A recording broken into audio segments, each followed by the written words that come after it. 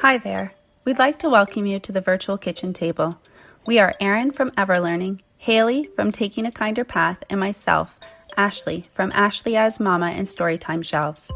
We're gathering to have conversations about family life and home education, most specifically unschooling, which is sometimes known as self-directed education, or as I often refer to it, consent-based learning. We'll be sharing experiences and ideas, learning as we go. We hope you'll pull a chair up to the table and join us. Welcome to the virtual kitchen table. I'm Erin, and I'm here today with Ashley. Hello, Ashley. Hi, Erin. And Linsey, who some listeners might know from the Instagram account Unschooling Stanley. And Linsey, it's so nice to have you here today. Thank you for joining us. Thank you so much for having me. I'm so glad to be here.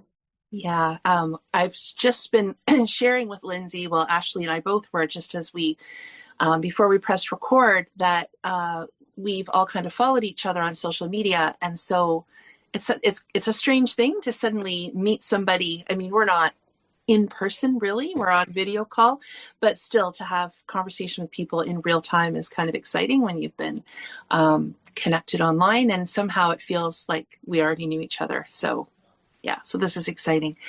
We're talking today about our nervous systems. So I think like our nervous system health and also self-compassion. And I think, Ashley, I can't remember how this came together. I think I was thinking we were talking a few months ago about topics that we kind of maybe had on the horizon. And I think I was talking about nervous system, and you had mentioned self-compassion as another topic. And then we were like, well, we feel like those could kind of go quite nicely together.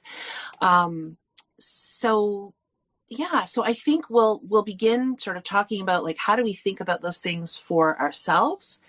Then how do we think about them for our children? And then kind of what's that ripple effect of kind of being more intentional about our nervous system health and our children's, having that self-compassion, having compassion for our children, but also fostering, wanting them to learn self-compassion for themselves. And then, how does that kind of ripple out into our interactions with other people?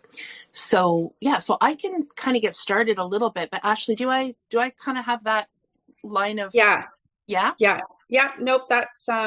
That's kind of how I'm thinking about it leading into our conversation today as well. So I think that's great. Okay, sounds good.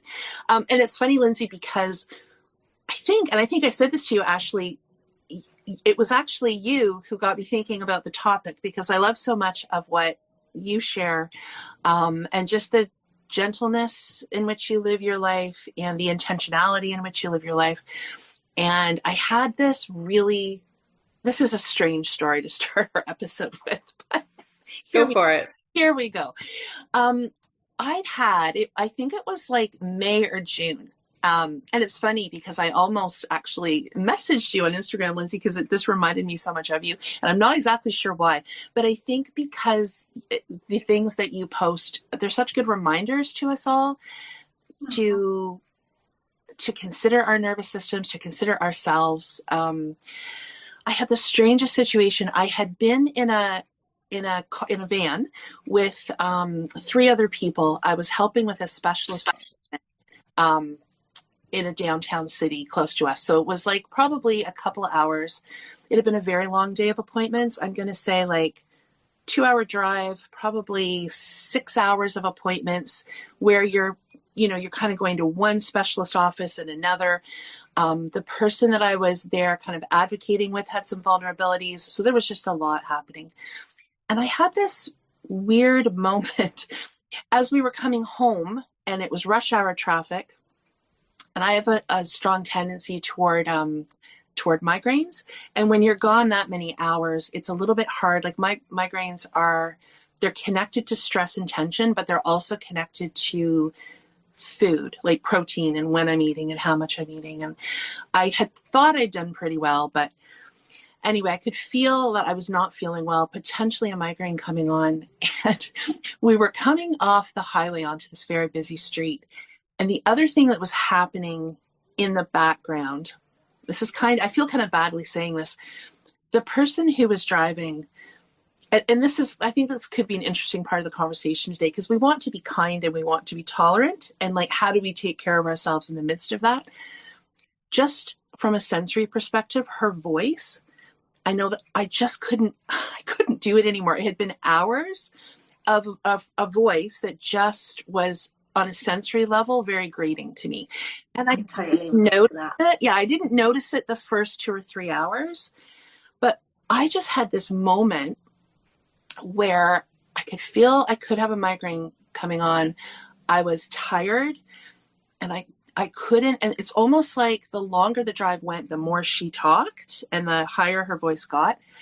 And we came up to an intersection, like a stoplight. I just asked them to let me out. And my car was nowhere close to where we were. And it was such an interesting decision for me, but it was just like my whole system was like, I just have to get out and then I'll figure it out. Right. And there was a person driving and they're like, are you sure where's your car? And I can't even remember what I said, but I'm like, oh, it's fine. My husband will pick me up, whatever. And I said goodbye and thank you, but I literally hopped out at a red light and started walking.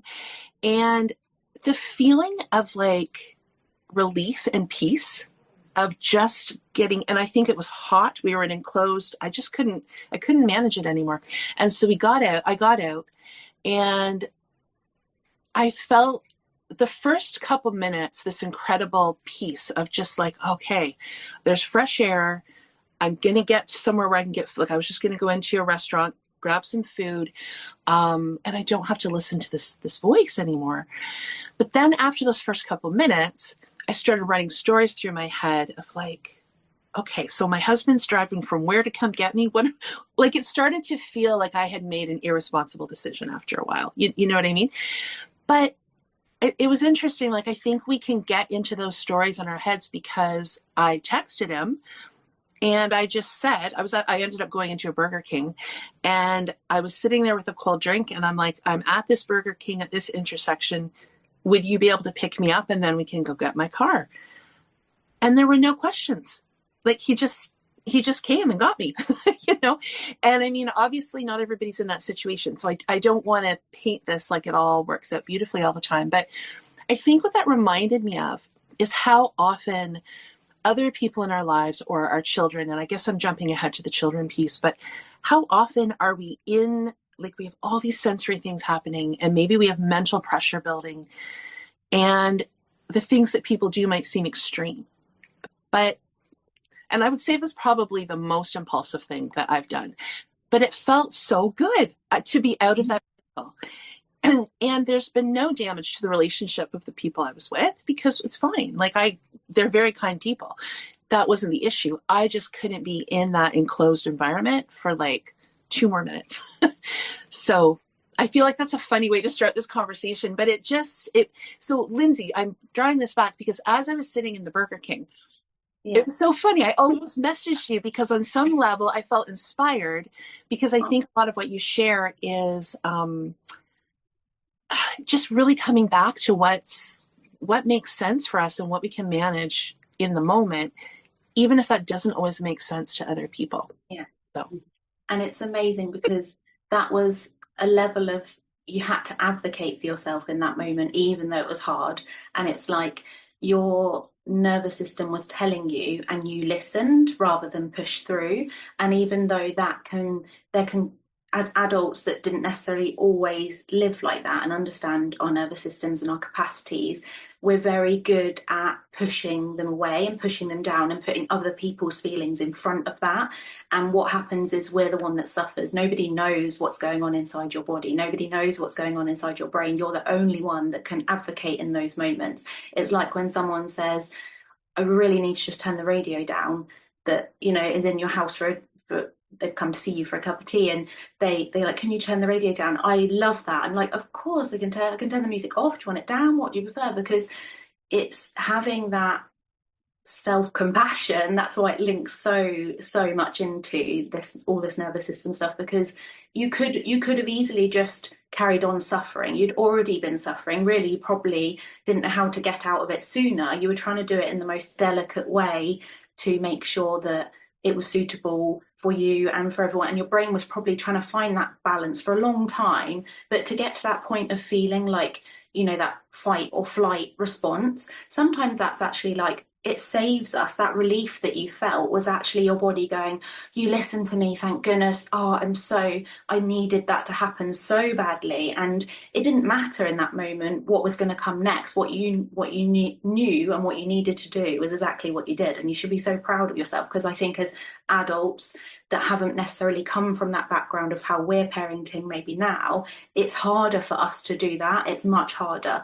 But what would happen usually for adults, if you suppress and don't listen, is that something worse is going to come up. The migraine would have hit. You might have had a meltdown. You might have had a shutdown for a few days. You might have had a physical response that you couldn't, you felt sluggish or really fatigued or poorly for a few days because you didn't listen to your body. So in that moment, you managed to kind of think of a plan B and support yourself. And people that do get offended by that, and maybe they don't understand and they don't have, they're not kind people, but like you said, there was no problem there because they're kind, and it didn't matter in that moment what was going on. You just knew what you needed to do. And I love that so much.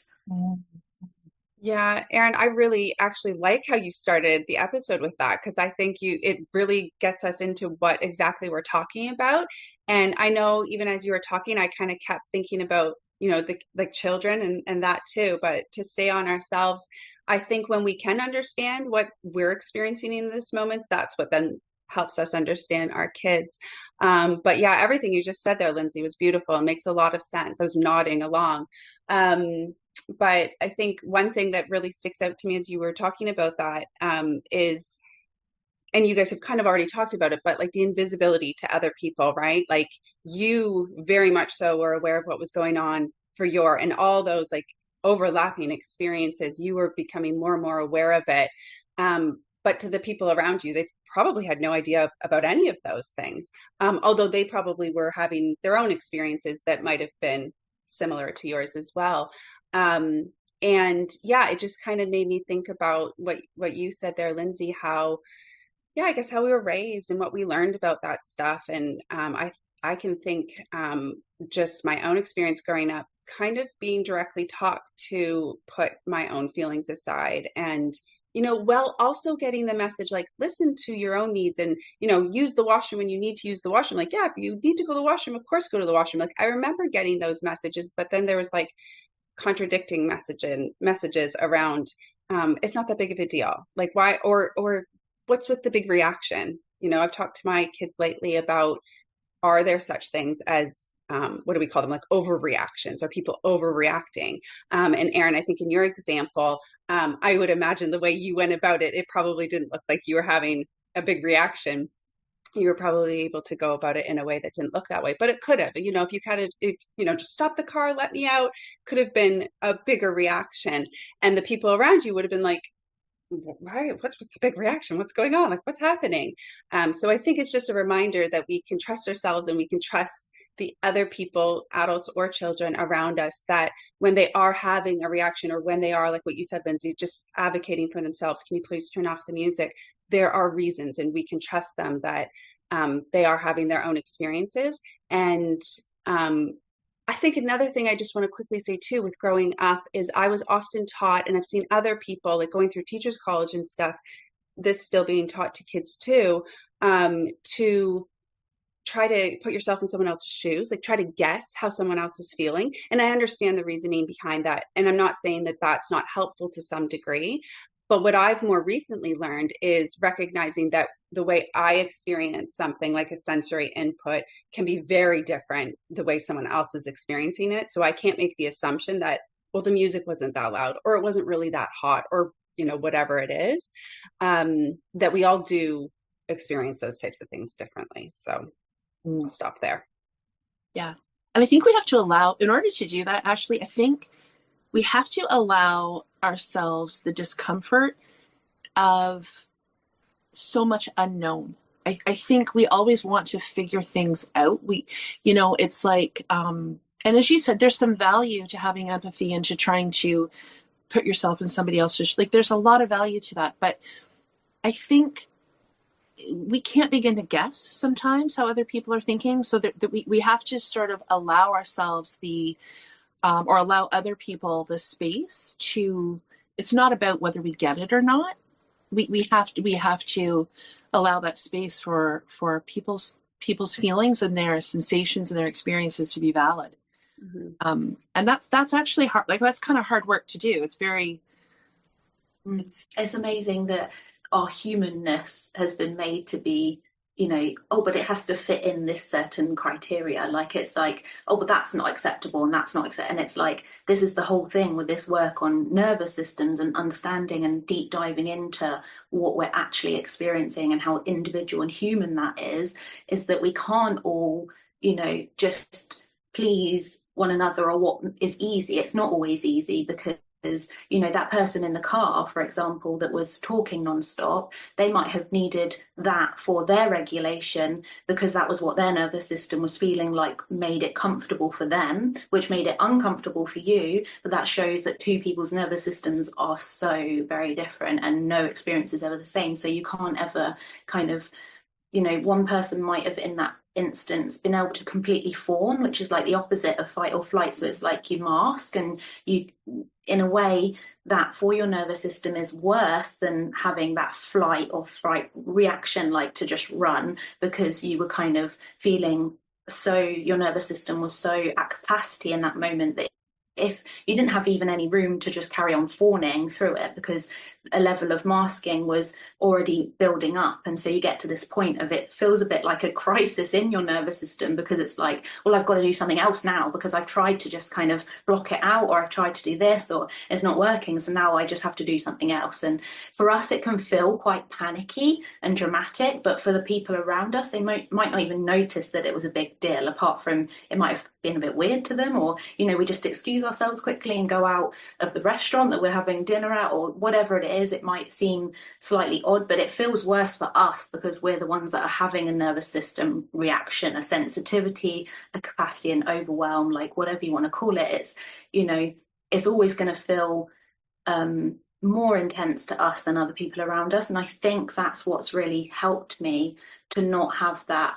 shame and to have that self-compassion about what I'm experiencing, because it's like, and I see it in my children, and they've helped me learn just as much as what I help them, I think, because I can see that, there's always a level of shame, because as humans, we want to kind of, all be in each other's flow and together and harmony, and it's all good, but it's not always like that, because we're humans and we have very, very different experiences. So yeah, I just think it's a really good story, because there's so many elements to it that fit in with self-compassion and nervous system responses, and how, we're very, very human. And lots of us, especially with neurodivergence and, a lot of homeschooling communities do have very sensitive nervous systems for one reason or another. So all of this is a juggle constantly between adults and children, and adult to adult. There's lots going on for everyone. So it's really tuning in and kind of feeling that we can hold space for everyone's human reactions, I think. Yeah. I think it's a big, I was thinking about this before our conversation today, because I talk on this podcast a lot about just slowing down and kind of living a slower life. And it wasn't like one day I decided I want to live a slower life. Like, it was really out of what I feel like was necessity. And we were, fortunate enough to be able to slow down in the ways that we have. But just what you were talking about there, Linsey, like, we all have our own nervous systems, and it's a lot of work. And I think self-compassion is really helpful. I'm just thinking about parents and families. And, I, of course, learned about the nervous system and all the stuff basically that we're talking about today, because I became a parent and because of my children, and they had shown me so much and taught me so much. And then, of course, I dove right into all of it. But then, and I was learning because I wanted to better support them. But another outcome was realizing I needed to support myself. Like, I have my own nervous system, and I didn't learn all of this stuff. And now I'm trying to support them, but I have my own nervous system. And and, and then I moved into self-compassion because I needed a lot of that. And I want them to have self-compassion too. But by slowing down, like just by having slower days, slower moments, slower transitions from one thing to the next during our day, I wasn't able to, I guess, support all of our nervous systems or keep all of our nervous systems in mind while rushing around. Hurry, let's go, we got to go. Like that just, of course, that doesn't make our nervous systems feel any better. And I'm not saying we never have moments where we're maybe rushing or hurrying, but for the most part, I'm just like constantly like, let's just slow down. Let's just all quiet down a bit and slow down a bit. And, that's kind of, I guess, maybe been a bit of a strategy that I've used to, in recognition that we're working with a group of nervous systems. And I think on top of it, as a parent, and I think I've even mentioned this before a while back, Erin, we talked about like how exhausting it is just mentally as a parent, thinking about ourselves, but then also thinking about everybody else, thinking about our kids. And I think this is kind of what we're talking about on a day-to-day basis. Like I'm trying to take care of myself, really trying to take care of my own nervous system, making sure I'm getting my needs met and doing what my body needs and what my mind needs. But also I'm not forgetting about the kids. Like that's always on my mind, and it's a lot. So yeah, just again, that self-compassion comes in. And the last thing I'll say is I think I shared an article in our online community, I don't know, 2 weeks ago, not too long ago. It was an article, Erin, you'll probably remember it just at least briefly. It was by an occupational therapist, which is where I get a lot of useful information from, is occupational therapists. And it was kind of talking about like in the home with the family, trying to figure out like if one one kid needs quiet and one person needs loud music on or something, like those kind of what you were talking about, conflicting needs, I suppose. And I was laughing a little bit, Erin, when I was listening to your story today, because as I've also shared this on here, I have one kiddo who definitely needs to talk to regulate their nervous system. It's a lot of communication, and it's always been that way. And I love it, and it's great. And his voice doesn't bother me, so that helps. But I get to the point, like I'm someone who what do we call it? Like when there's more noises coming, like, so when he's talking and then maybe someone else starts talking at the same time, or there's music playing or just multiple sounds and noises, I'm like, oh, and now my family recognizes it, right? Like my husband will look over and go, too much noise. I'm like, I just need, and it doesn't, I just communicate it quickly and everything kind of quiets down pretty quickly. And then I'm okay. But before I recognized that, and it would have kept going and going, and I probably would have snapped. I probably would have had one of those moments as a parent that I then later regretted and thought like, why did I lose it? But it takes time, right? Like it takes time for us to figure it out and learn this, especially like you said, Linsey, if we didn't grow up learning this or being raised in this way. And like you said, our children are so lucky that we've done a lot of this work. And so even though they're showing us as well, maybe unintentionally, because they just are so unmasked and don't have, maybe being homeschooled or whatever, it means that they aren't kind of in those environments that make their nervous system so on edge. But definitely, like if we had been taught as children, right, okay, there's a few things you need to learn about life to support your nervous system and what your nervous system is, and you need to kind of slow down and check in with yourself and ask yourself, how's your capacity today? How are you doing today? What's your sensory kind of levels? Let's dive in, because it's really linked with nervous system, is the sensory things, like exactly what you both have said, is that for some people, like the noise, the movement is like really regulating. For other people, that can be really dysregulating. And so it's different for everyone. So I think it's really, it's a really good thing for yourself, but also to do as a parent for your children, to just kind of be a bit of a sensory detective and work out, what do I need? What helps my nervous system? Is it, for me, definitely it's slowing down. For me, it's lowering sensory input. And that can be in all different ways. Like for me, definitely noise, definitely being overwhelmed with people touching me all the time, things like that. That can make my nervous system really, other times I'm fine and I don't mind, like I love cuddles with my children, but when you're just at getting at capacity, and everyone's kind of coming on to you, sitting on you, and I can get to the point of being like, go away from me, because it's just too much. And so,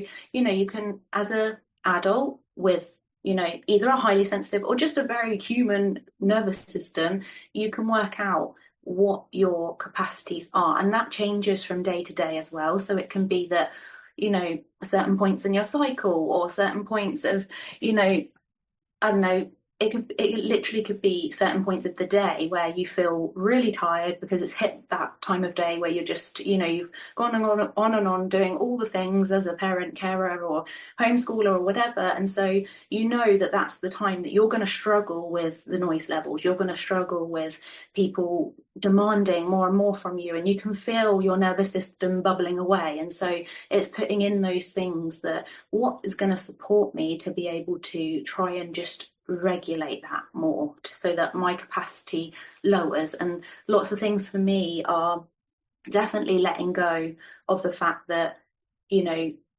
productivity equals worth. Like that, I can't express enough how much that has changed my life, just that, because I used to live this life as a parent 12 years ago nearly, where I really believed that I had to keep pushing through. I didn't listen to any of those nervous system signals of what was going on. I didn't really understand any of it anyway.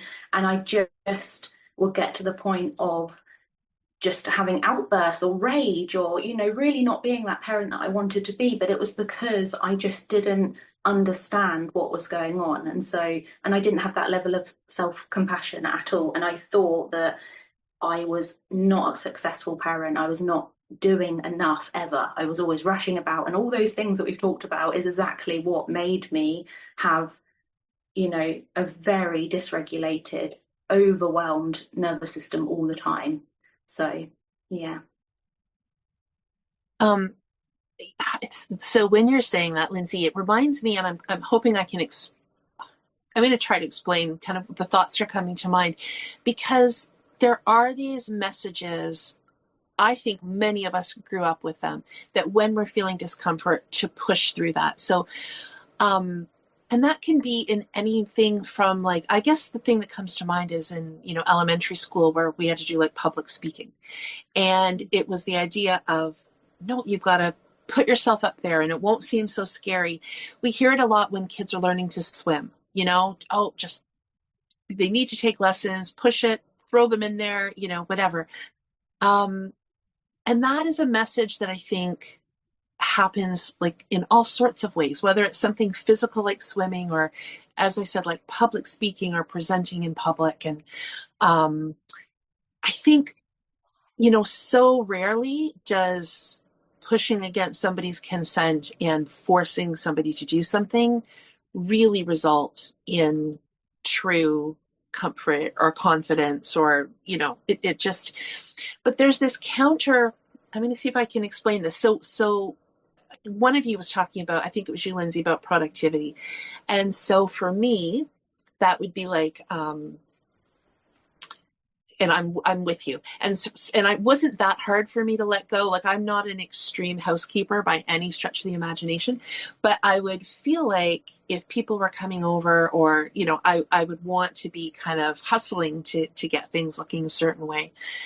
And so I think there's like this counter argument that can happen. So let's just take, for an example, not worrying about, you know, you've got young kids and you're busy. So you let the house be as it is. But then there can be this counter argument of like, well, push through your discomfort with people coming over when your house is a mess.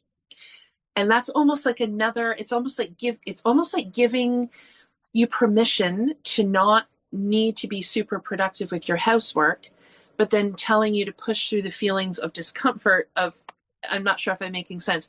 So one of the things that has been helpful to me in taking care of myself is then being okay with that feeling of discomfort with having people over. So yes, I don't have to push to have the house looking perfect, but I also can honor that I don't want to have maybe certain people, but probably most people over if my house is a disaster. I think that's, and I can be honest and say, you know what, we've had a week. I don't think we're in a space to have company.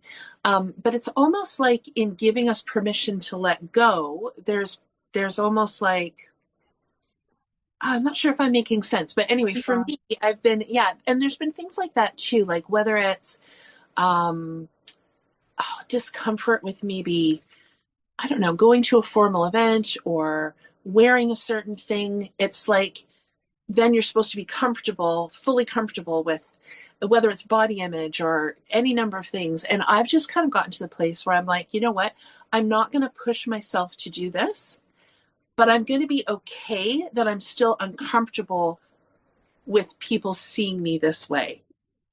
I hope I make sense. It's like you let go of one thing and then there's more things that you have to let go of, because with letting go of one thing, it's a domino effect of all these things that are all tied together. These standards of, you know, this happens, so also this happens, your house looks okay and you're doing really good and you have the capacity to welcome everyone into your home and be friendly and warm and making, you know, on point. For me, if I try and fix all of those together, I'm just going to have nothing left to give to anyone, and it's not going to happen anyway. So it's kind of, you know, letting go, and also just being totally okay with how you work. So for lots of people, it's like they can do their housework, but it doesn't look like necessarily a schedule. For other people, it's like a really tight-knit schedule, and that's what works for them. That's what makes their nervous system really regulate. If they just go, well, on this day, I do a little bit here and there, and this is what I do, and they stick to that. Other people, like me, I do crazy time when I just literally go for it and I'm doing the whole house from top to bottom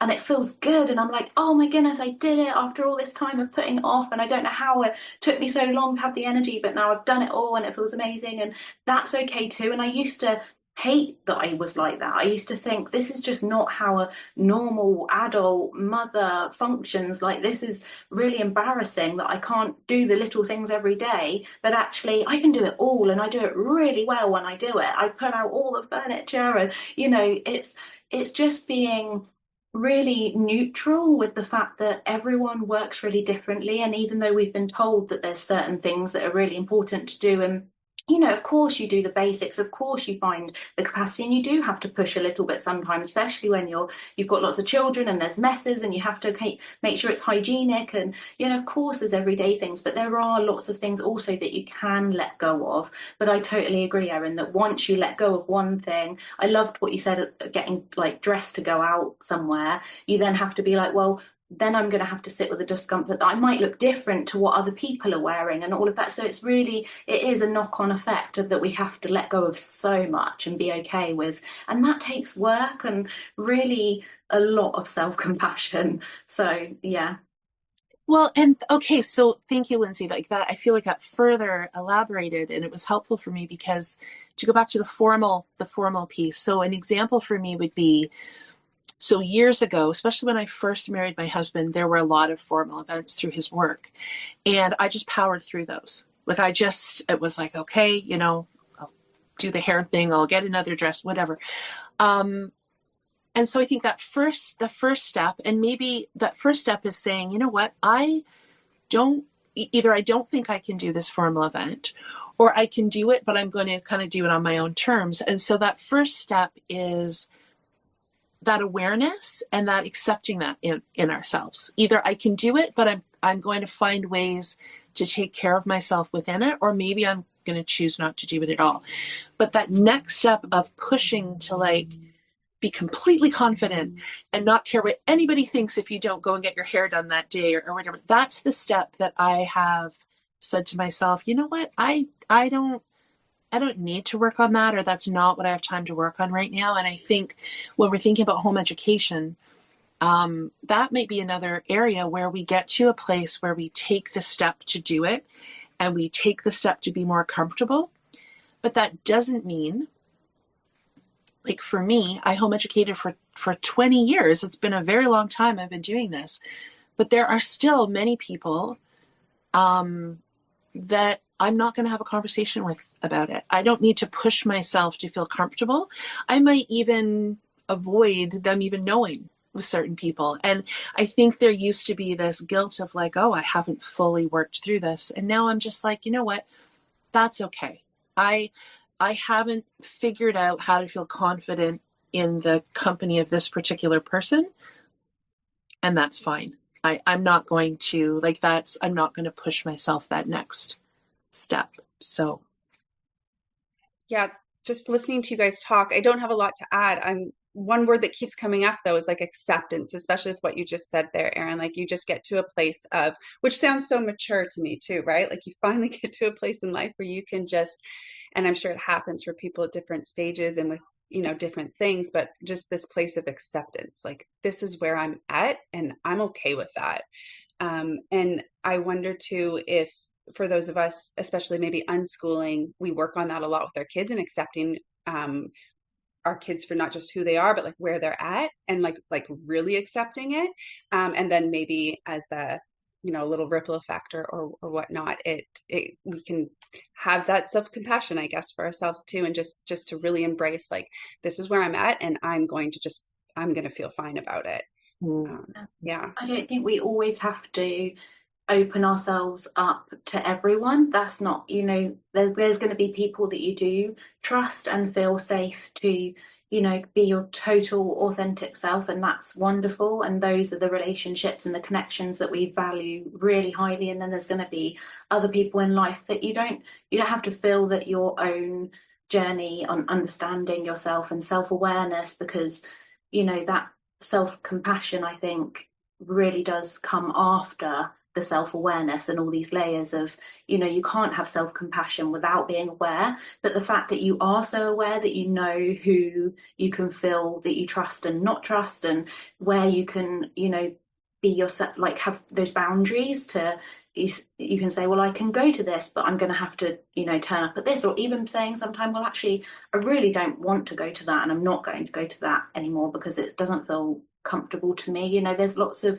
versions of whatever the story looks for you, and that's okay. You don't have to explain that to everyone, but definitely just working on that level of awareness doesn't mean that it always has to be calm and regulated, and it has to be, that you're doing all the things or able to show up completely as you are, because maybe that's not, we don't live in an entirely safe world where we can do that. Sometimes we do just need to be in our little safe circle to be that, and that's okay.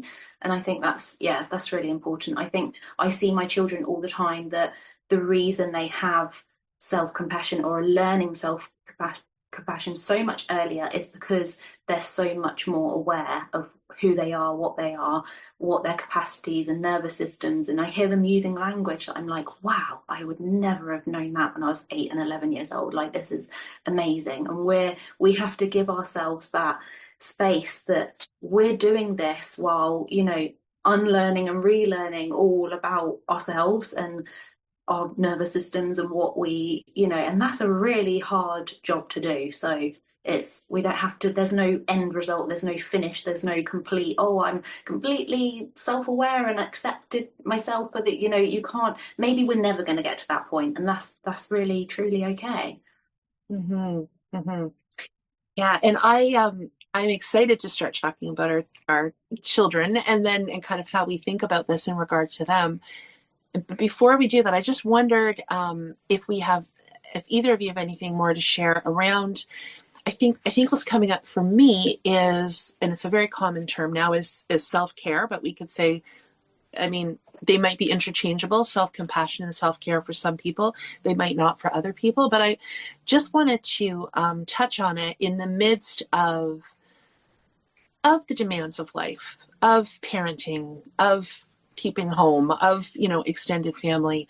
For some people, it may be paid work. Like, everyone's lives are different, but just any thoughts that have kind of helped us, things that we keep in mind for ourselves, not just when something happens, but maybe things that we have found helpful just as part of proactive practice, or and you may have touched on as much as you both want to, which is fine. I think for me, what's come up lately is not sort of letting go of preconceived ideas of how much I have to have of something for it to be valuable. So I'll often share online like these moments with nature, whether I'm at the lake or I'm in the woods. And they might look like I'm on like an afternoon hike. And sometimes I am, but usually that is in the midst of something, right? So if I have like a lunch break at work, or I'm doing something with one family member and dropping somebody else off, it's honestly sometimes 10 minutes. It can just literally be a few minutes and I kind of just think of it as, I see all these people whizzing by, and sometimes I'll just look at the sunset or the afternoon sun or just any number of things, and just trying to kind of like, it's not even framed as like, for me, it's not framed, what can I do for myself in these moments? It's just like, what can I enjoy today?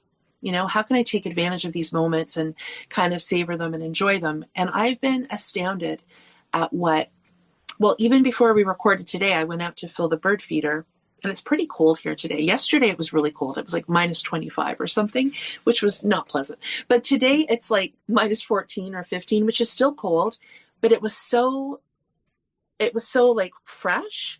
And I thought to myself, I bet it was 4 or 5 minutes that I was out there just filling the bird feeder. And it made such a huge difference for me. So I think just noticing those moments where I can get that fresh air, that vitamin D, a little bit of an interaction with nature, and not discounting it. Because I think I used to discount things. If I didn't have a huge amount of time, I didn't even bother.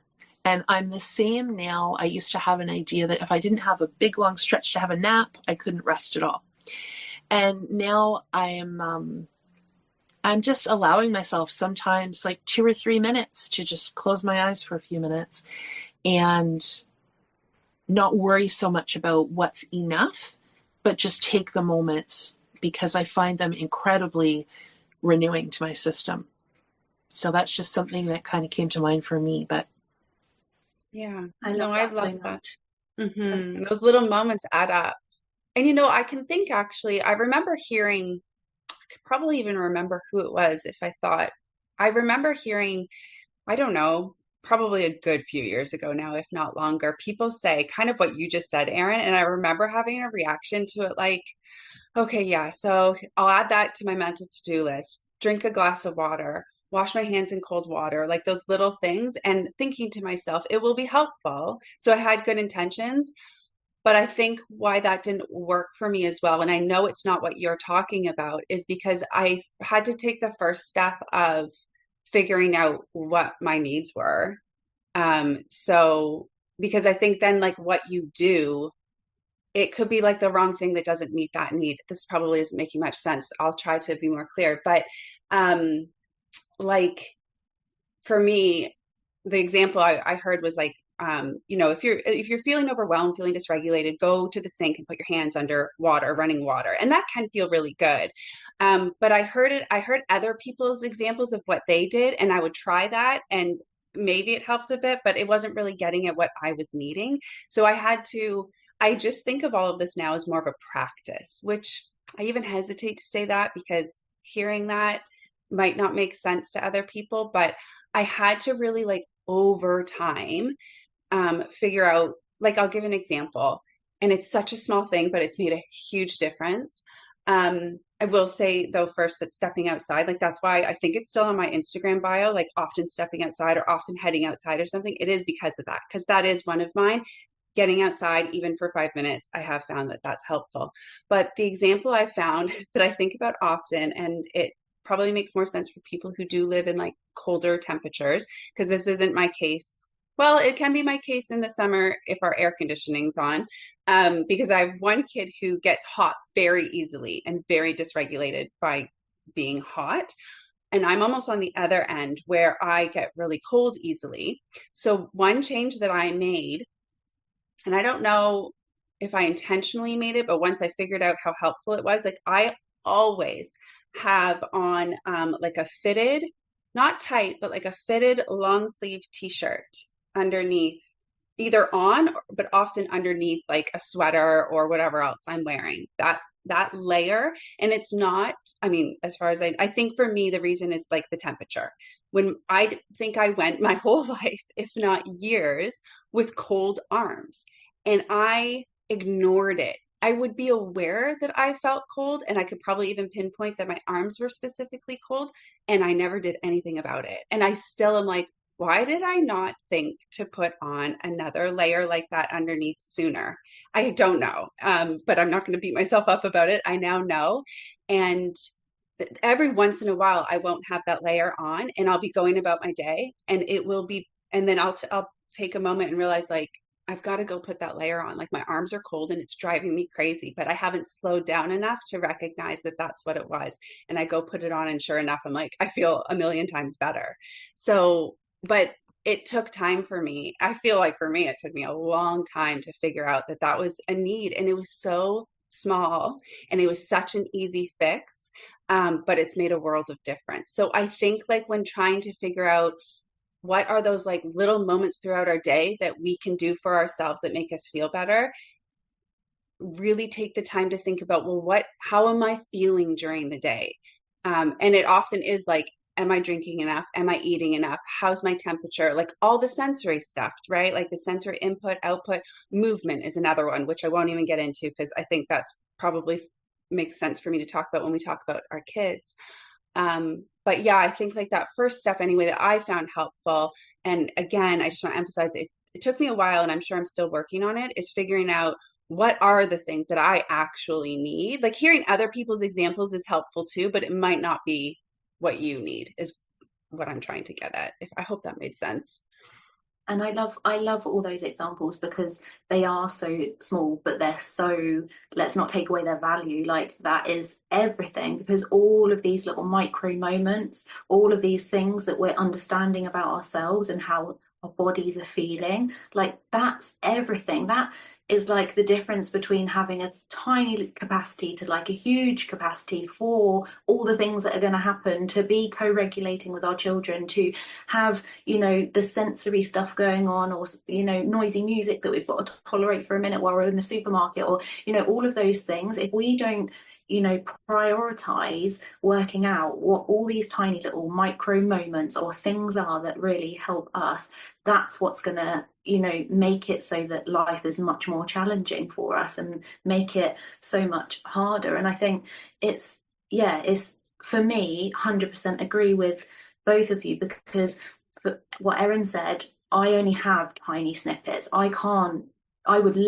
such an outdoorsy nature girl. I love horses, riding. I love my animals.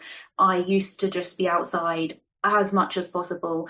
And now I have children that, you know, don't necessarily meet that need for me. And so I have to do it a different way. I can't prioritize that now. I can sometimes, but people would say, but you love this, Linsey, so go and get yourself onto a horse riding thing. Go and, you know, one day a week. But that's not possible. It's not possible to always do the things that we love. Like I maybe would find a new hobby, a crafty thing, or do something. I'm really bad at crafts, but maybe, you know, I could prioritize doing something for me. Lots of people say, oh, you at least need to get out of the house and, you know, do something socializing with friends. But for me, a lot of that would actually burn me out and make it so that I don't actually have capacity for the things that I want to do, which is literally snuggling on the sofa with my dogs and, you know, watching something on TV that I like, or sending my friends some little voice notes here and there. Like my social interactions, my hobbies, my being out in nature can be in little snippets, and that is enough. Like it's so valuable still. And I totally love that, Erin, that you make little moments in your days of thinking, oh, I could just do this right now. This is just what I fancy right now. Let's just go there and I'll park up here and I'll have a little wander. 10 minutes, who cares? That's gonna, you know, do me the world of good. I really just want to look at the trees. I want to look at the sky. I want to do that. That for me is everything and changes my whole day as well. Like I absolutely love that. And yeah, definitely, if I'm feeling overwhelmed and I've got the wrong clothes on and I want to just go and I'm just going to go and get in my comfies, like who cares? Like this is about what I'm feeling right now, and I feel like I need to be in my comfies, and listening to those little things that our bodies are trying to tell us instead of pushing them away. Because for so long, so many of us have probably done exactly that without realizing, and always just gone, well, that's not good enough because that's not this whole activity. We're not going out on a hike, we're going out on a that's not enough. Oh no, you can't do a little bit of socializing just by sending a voice note or a text to a friend. That's not socializing. You need to meet up and actually go. All of these things we can relearn, that our nervous systems can need such different things, or need micro things to like layer up on top of each other and build to that thing that actually brings us so much joy.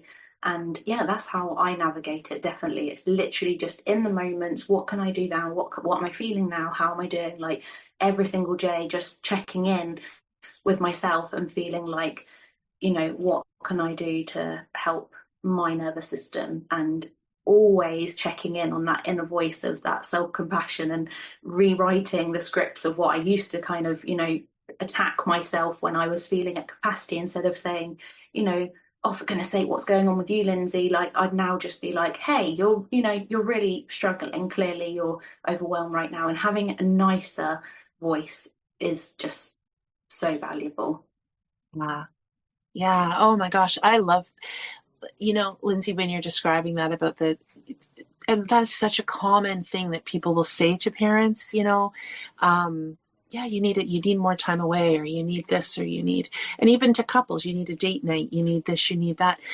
But that isn't restorative for everybody. If the challenge of finding care and helping kids feel comfortable with, going on a holiday as a couple, or even out for a night or whatever, or as you're saying, just even for yourself, taking up a hobby that, especially if it's something that you then feel you have a commitment to, let's say a group or a lesson or something like that, that's just adding more in, right? So, and it might work for some people, that might be just the thing in the moment. And maybe it is even for us at times, but that assumption that taking care of ourselves means almost like escaping our current reality in some form is, it's hard for people to imagine differently. And Ashley, so many thoughts came up around that temperature piece and our kids, and I'm going to try to hold that for a minute, because I think it's so related to how much we maybe felt we could even think about our own physical needs as kids.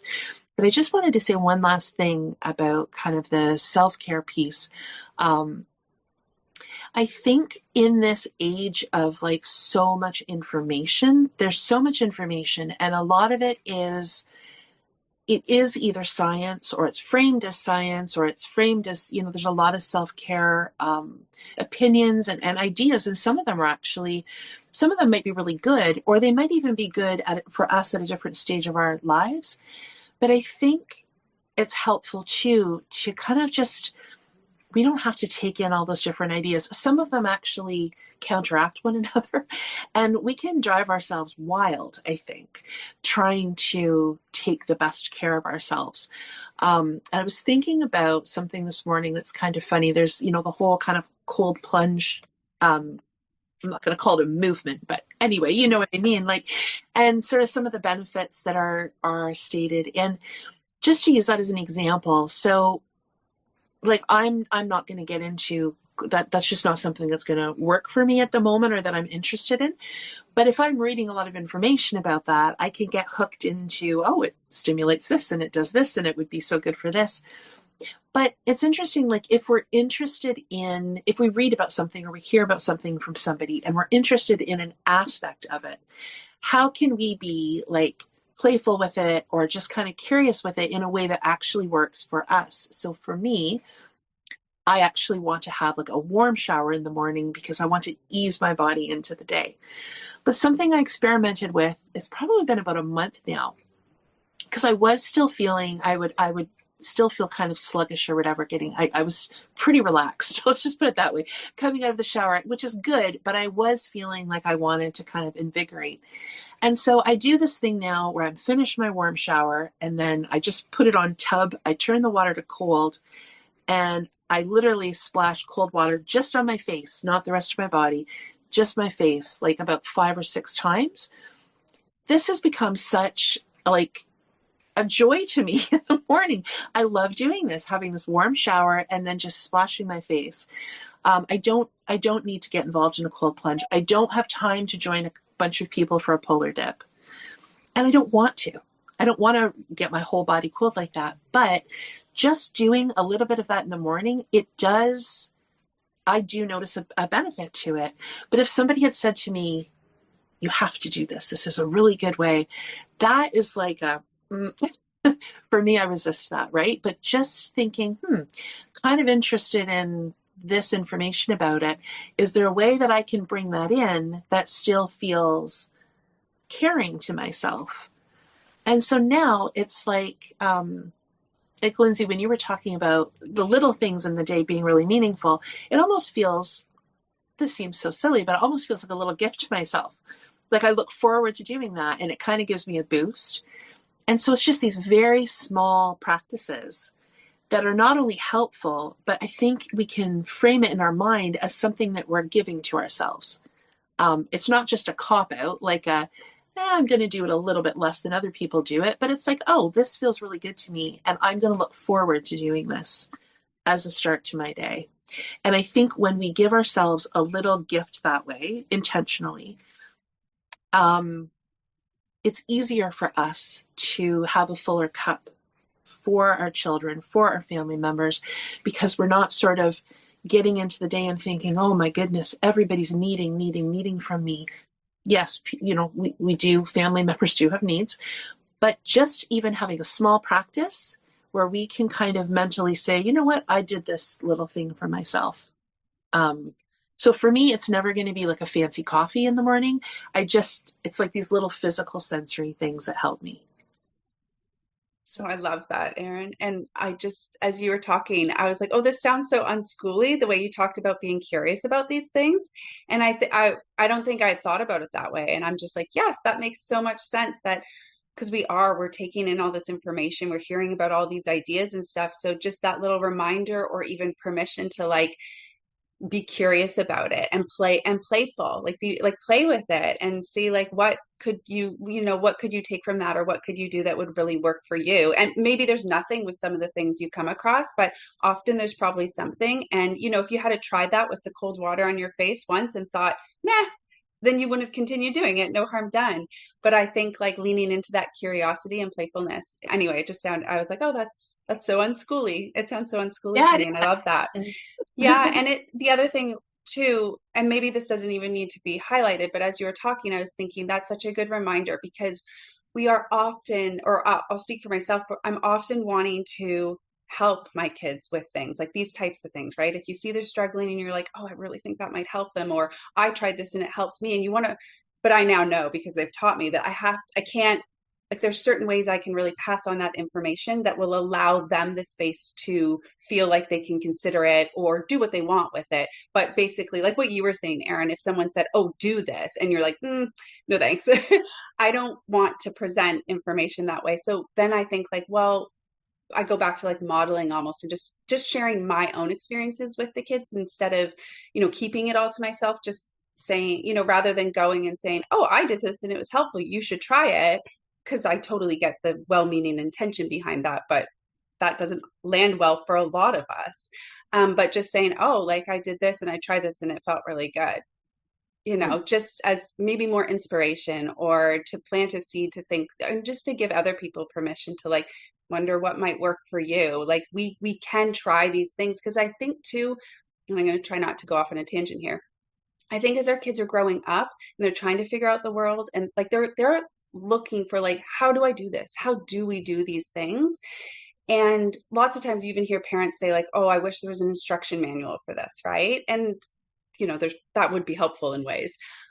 But really what we can fall into is like getting an idea of like, this is how people do this. This is how you're supposed to clean your house, like what you were talking about earlier, Linsey. This is how you're supposed to shower and wash up and get dressed and ready for the day. But of course, that's not true. We can do it lots of different ways, like so many different ways. So almost giving yourself permission to like be curious, be playful, experiment, try different things with all these things that you do throughout your day, and figure out what works for you now. And then also know that like you're allowed to change I need that reminder. Actually, it's a bizarre thing I've realized somewhat recently where I will, let's just say, like, wash my face a certain way. I wash my face twice a day, and I have for years. And I've washed it the same way without thinking about it. I guess that's what it is. It's a routine habit. I don't put a lot of thought into it. And then something will happen and I'll do it differently. And I'll think, why was I doing it that way for so long without, I could have done it anyway.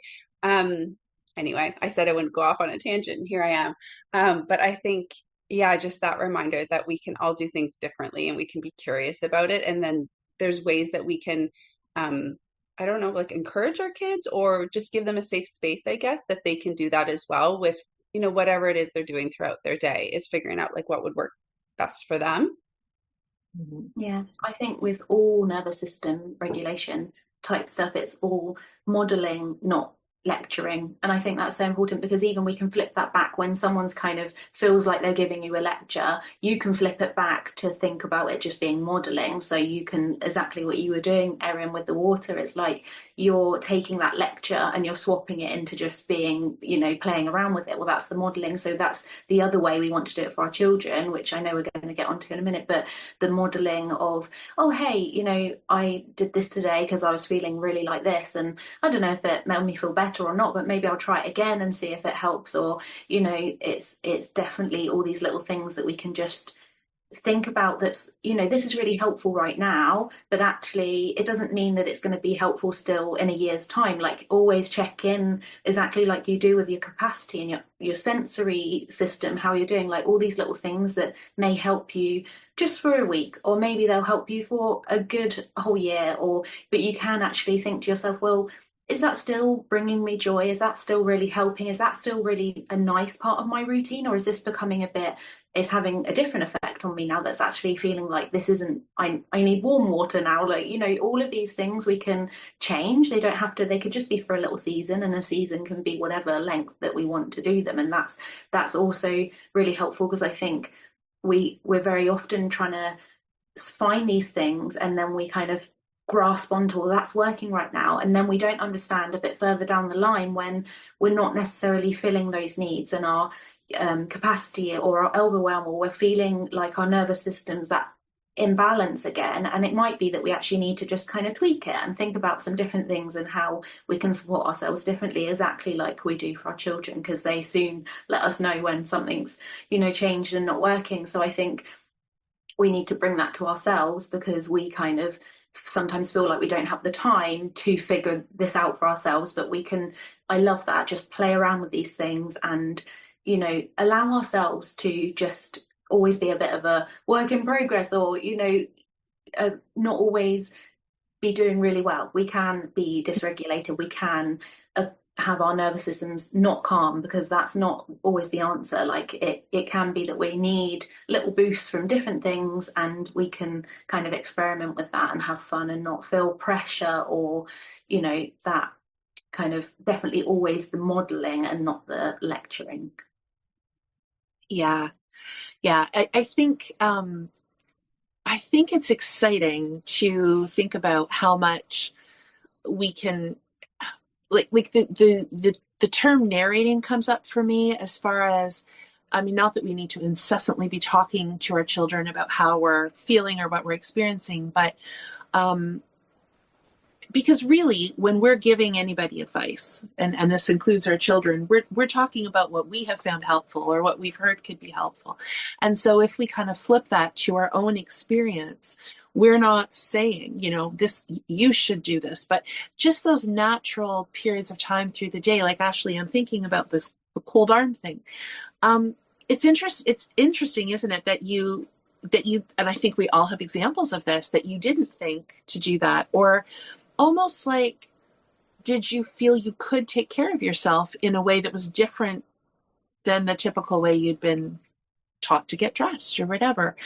And so I think that's such the narrating piece, again, not talking if kids are needing quiet, but just those comments here or there about what we find is working for us. I think it can help give our kids that kind of freedom of language and communication to, tap into how they're feeling as well. or what they might be noticing through the day. So, because sometimes, sometimes it's running in the background, isn't it? Like, I don't know if you were consciously aware of your cold arms, but sometimes that stuff is just, you kind of come to the end of the day and you realize, oh, that zipper has been bothering me all day and I didn't. And I think that the more that we just normalize those kind of sensory conversations, the more we just have their kids have freedom to take care of themselves, or to be, I will often, there's sort of a thing sometimes about parents maybe feeling around self-care that maybe their kids like to be in their pajamas, or their kids. And I'm always like, me too. Me too.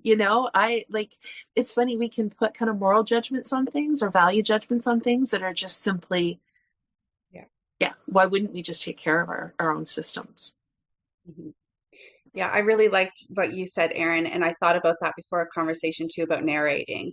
And yes, I'm not talking to my kids all the time because if you hadn't thought about it that way before, I can see why someone might be like, so I'm just talking at them or to them, and no, but also I do share a lot with my kids. I mean, we're together all the time. And I'm often saying, because we're doing things together. So maybe they're wanting me to start the read aloud, for example, and I'll say, or I will be reading. I say, I'm really sorry. I have to pause. I have to go to the washroom. And I don't have to say that. I think lots of times it makes sense to say it in a situation like that, but it is a reminder to them to check in with themselves. Or I will say, you know what? I need to stop this for a minute and I've got to run upstairs and go throw on my shirt underneath my sweater because my arms are cold. And just, because I could say, oh, I'll be back in 1 minute, but I just take an extra 30 seconds and explain what it is I'm going to do. And now I'm just used to doing it. So I don't feel like I feel like I'm just communicating to them, really. Yeah. And then to take it a step further, I guess, if I see them, like, especially if I see them dysregulated or maybe seem uncomfortable or irritated or grumpy or whatever, I will ask things like, I wonder what you need right now. Like, I don't even think I say that too often, but that kind of idea of like almost giving permission, like, I'm happy to slow down and check in with you. Because sometimes we don't know, like lots of times I think we don't know. And that's okay too. But I try to give them space and permission, I guess, or maybe just an opportunity to think about what do I need right now. Like my youngest, for example, won't recognize that he actually has been holding it and he needs to go to the washroom. And so we've noticed that. So I'll say like, I wonder what we need right now. Like, are we hungry? Are we thirsty? I wonder if I need to go to the washroom, like just little things like that in hopes that it's helpful. But I have to be careful too, because sometimes as parents, we figure out what their needs are. Like, again, with my youngest, he can get what we call hangry, where he needs to eat, his blood sugar's too low or whatever's going on. And it's been a while since he's had a proper snack or meal. But I've learned, because I've made the mistake, because I'll say, oh, you're hungry. Oh, you need food. And he's like, he's like, don't tell me what I need. Don't, sometimes anyway. And I think especially if it is a common thing like that, where he's maybe heard us say multiple times, like, oh, you need to eat again. Oh, we went too long. Then it almost feels like he's done something wrong, which he definitely hasn't done anything wrong. But his body's just needing food, and he hasn't realized that it's been that long since he's had a proper snack. So it's just about kind of asking those questions in a way, or even sometimes I'll just put a snack out. I won't say anything, I'll just put a snack out, because I've learned, and sometimes I'm wrong too, but most of the time as parents with certain things, we can figure it out and we can just see it. I think maybe just from an outside perspective too.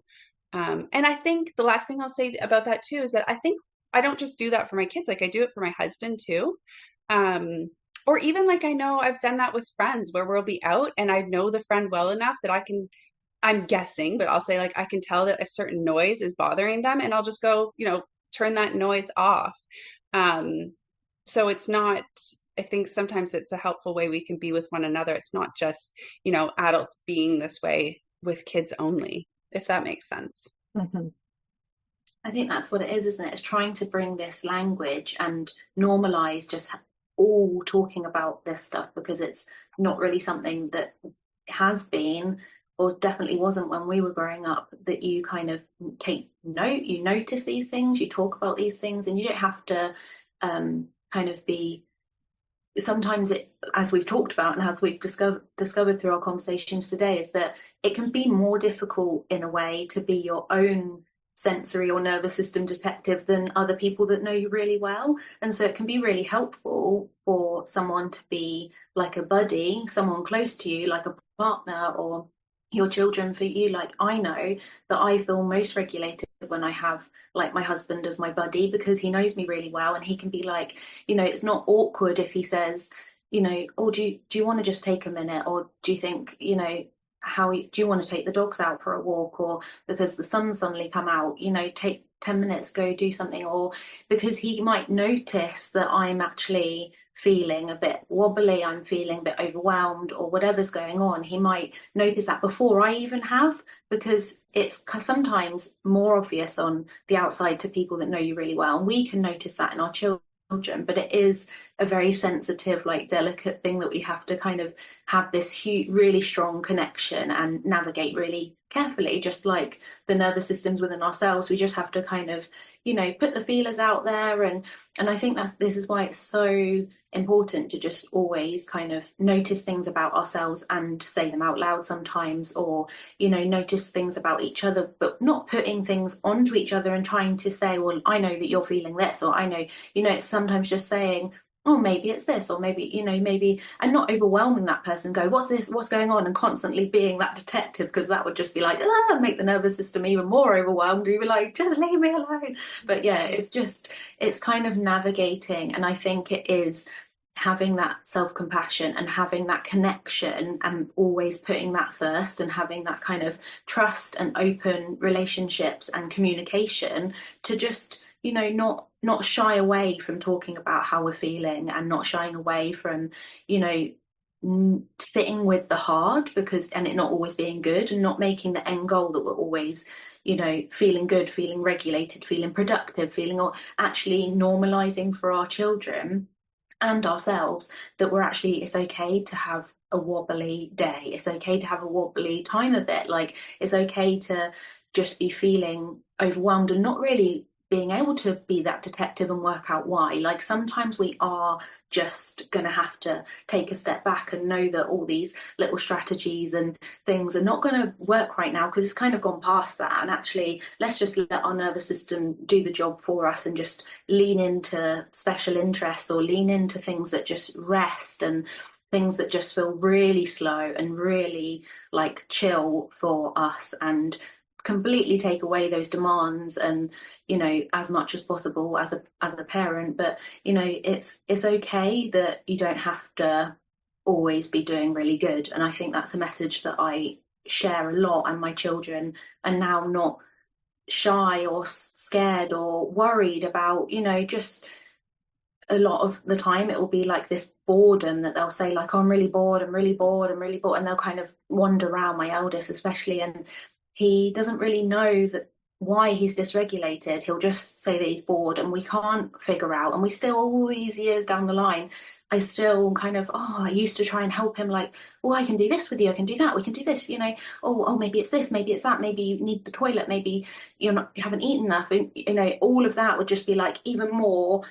now I'm going to have a complete meltdown, or now I'm going to shut down. And now this, you know, sometimes it's just going through that wave of your nervous system has just hit a point where it really just needs to figure this one out. And it's okay that sometimes we can't figure it out. And it's just, you know, sitting with that it is just going to be hard sometimes. And all of us are very human, and that's allowed. Oh, I love that so much. Okay, so I had something else I want to say, but I want to talk about that boredom piece right there for a minute, Linsey, because Ashley, I think at one point we talked about doing an episode about boredom, because I think it's an interesting topic, because I feel like it is such a triggering thing for parents and for adults, this word bored and the idea of boredom. And on the one end of the spectrum is this kind of like, don't tell me you're bored kind of thing. You've got all the things to do, and it's almost seen as I don't want to say the child is punished for being bored, but it's almost a word they're not supposed to say because there's so much to do. And I know sometimes people have like lists on their fridge of like boredom busters and things like that. And then on the other end of things is what you've described, Linsey, around how we can just want to fix it. But it can be hard to fix because then those ideas can just sound, excuse me, because those ideas can sound overwhelming and it just becomes like a whole thing. And yeah, if we can kind of ride that wave of boredom, and you're just being with the person, you're being with them during that emotion. I have more to say about this, but I need to grab more water. Okay. Ashley, do you want to chime in at all about the boredom? Because I think we've talked about this. Yeah. We for sure have. And it's such a thing actually. And I think, Linsey, what you said is like super valuable because I mean, I've had people message me just about this, right? Like anything that's worked for you with your kids when they're feeling really bored and it's, they're dysregulated and they don't really want suggestions. All the time. I think right? Honestly, it's one of the most asked things. Like my just bored, and I'm like, it probably isn't boredom. It's actually just that they're really dysregulated right now, and actually probably less. Like it feels like you need to do more in that moment, and it's actually less. It's so interesting, isn't it? Yeah, because I think like as parents, like the kids are doing a great job communicating in the best way that they can, that they are having some type of struggle. So as the parent, you feel like, okay, now the ball's in my court. What can I do to help them? And you start to think like, I'm not able to help them. And then we maybe even start to panic or just feel like we're not doing a good job or not providing them as support, and that there's something out there that we could be doing, when really, like, I love what you said there about, like almost like that message, like it's okay to not be okay. And maybe it comes back to that, like what we were talking about earlier too, like that acceptance of, but I've been communicating that with my kids more so just recently. I feel like I wasn't great at this when they were younger because I just didn't know, but saying like, like today we're just tired, or it's just one of those days. And I don't even know if this is what I'll always do, if I even have, but where I'm at with it right now is just saying, we know that it's not going to feel like this forever. Whatever it might be. Like sometimes it is my youngest feeling anxious or just feeling really low one day, or my other kid is stuck in like that boredom loop. And I just try to give a little reminder, not repeatedly, but just say, well, one thing we do know is that we're not going to continue feeling this way forever. Like this feeling will come to an end. You'll find something to do, or the day will move on, or maybe you'll feel this way all day, but tomorrow's a new day. But Erin, I think it was you who said like being there with them, like is often more than enough. And for some kids, like my eldest, often less is more. I think maybe you kind of talked about that, Linsey. Like, so that's something that I've learned over time through them, is that talking less, definitely suggesting a whole lot less, and just being there and just kind of being open to, this is where we're at. We're going to see what comes of it. And we've been here before and it will pass one way or another. But I really like how you talked about that, Linsey. I thought that was really good. Just like almost letting our body and our mind do what it's got to do. And I'm right here with you through it. And I might have missed, I went to grab that glass of water, so hopefully I'm in context here, but I just wanted to add the idea of so I guess we're back to compassion. So compassion for our child, and then helping them with that self-compassion, because boredom for some kids is actually almost like a suffering. And I had one child in particular that it's not just something light to kind of say, here's a list on the fridge, or here's 5 suggestions, you pick one. It was actually a really difficult thing to go from a stimulating activity and then just have this gap. I'm not in his body, so I can't describe exactly what it was like, but I witnessed it over and over again, and it became quite predictable. This high level of engagement, and then big meltdown, and then on a day that it was just really kind of fuzzy like that, just really hard time kind of getting himself on track. And it's interesting now as an adult, watching how that looks and hearing him express it a little bit differently and describe, and just the incredible strategies that he developed over time. But I think, and I don't know that I'm not, it's hard to go back. It was quite a few years ago that it was really so hard for him. But I just remember thinking, no, this isn't just like, I can't remember what that saying is. Boredom is that, like, basically let them be bored and they'll invent something, or they'll create, or they'll solve their own problem. Like, there's space for that. I understand that can be the case for some kids, but I think it's useful to understand that for some kids, this is a really hard thing to have that gap and to have that pause and stimulation. And it may take a number of years for them to find strategies that help them regulate through that. So I think for me, it was like, I could be compassionate about that. And how do I talk to them about having self-compassion? Like, this is a genuinely difficult thing, right? You were so engaged in this, and now there's a pause, or this show has ended, or this game has ended.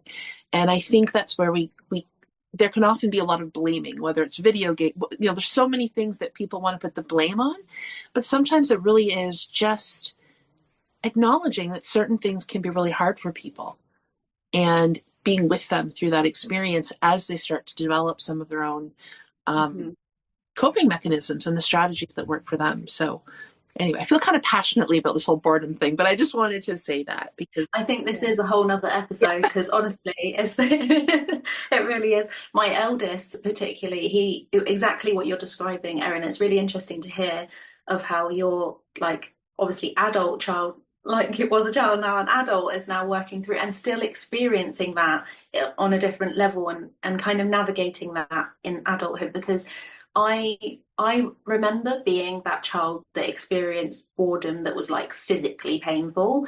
And I remember my parent just always saying to me, like, you can't be bored, you're a child, like that sort of thing. And so it was that is, in a way, I understood where she was coming from, because she still hates the word bored now. And she's like, well, children are children, like, you can't be bored, there's too much fun in life. And I get where she's coming from, but my level of boredom was actually a feeling of uncomfortableness, of I was so stuck, I was so, like, I did not know what to do, and I didn't know how to stop myself feeling so, like, yucky. I can't even describe, because I can't really fully remember, but I remember just feeling like annoyed somehow, like really, like I wanted my mum to just kind of shake me and stop me feeling like it. That's why you kind of, and now I see it in Stan, my eldest, because he has been really deep diving into something, and that comes to an end because he's very much does like projects and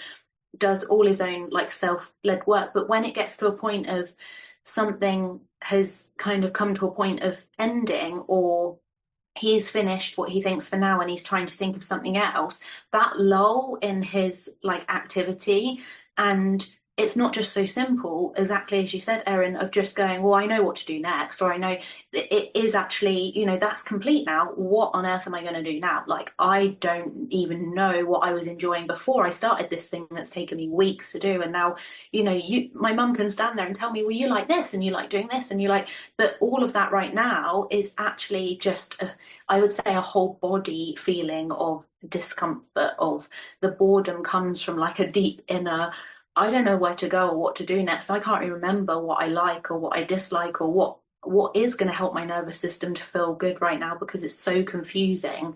And that's really, I don't know. I'm guessing he will that's something, probably one of our hardest things still now to work through. And a few months ago, he had a really long period of this boredom. It wasn't just like a day, it went on for ages, and he really struggled, and we just were navigating each day. But slowly he then found something and was like, oh, I'm going to do, and then we lost him into that, and it was completely back into his flow. And I think sometimes nervous systems need this kind of like predictability of like a happy place, like a feeling of joy and contentment in life. And then when that kind of comes to a place of that's you're not getting that from the same thing, maybe the same thing could carry on, but it doesn't feel the same anymore.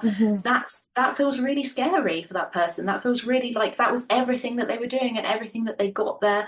Their nervous system was feeling really safe, because we haven't really talked about safety. Safety is like everything. So then it's like, what now? Now I just feel really unsafe. And I really relate to that. And even though I can't fully remember as a child, but I see it in Stan and I'm like, whoa, that's exactly what I was experiencing. And now I kind of get it. So that's why I just hold so much space and just say, I'm here, I'm with you. Like, we're just going to get through these days together and it's going to be okay. And of course, I know it's going to be okay, but it doesn't mean that it's not really horrible to watch and experience. And as a parent, you do feeling like, and I talk to parents all the time, like, I know it feels like you're not doing enough, but just being there and not making this a big thing is actually going to help it to pass. If you're making it this big thing, oh, you can't be bored, we need to do this and that, that's actually going to prolong this feeling of intense thing that's going on in the body right now, in the nervous system. So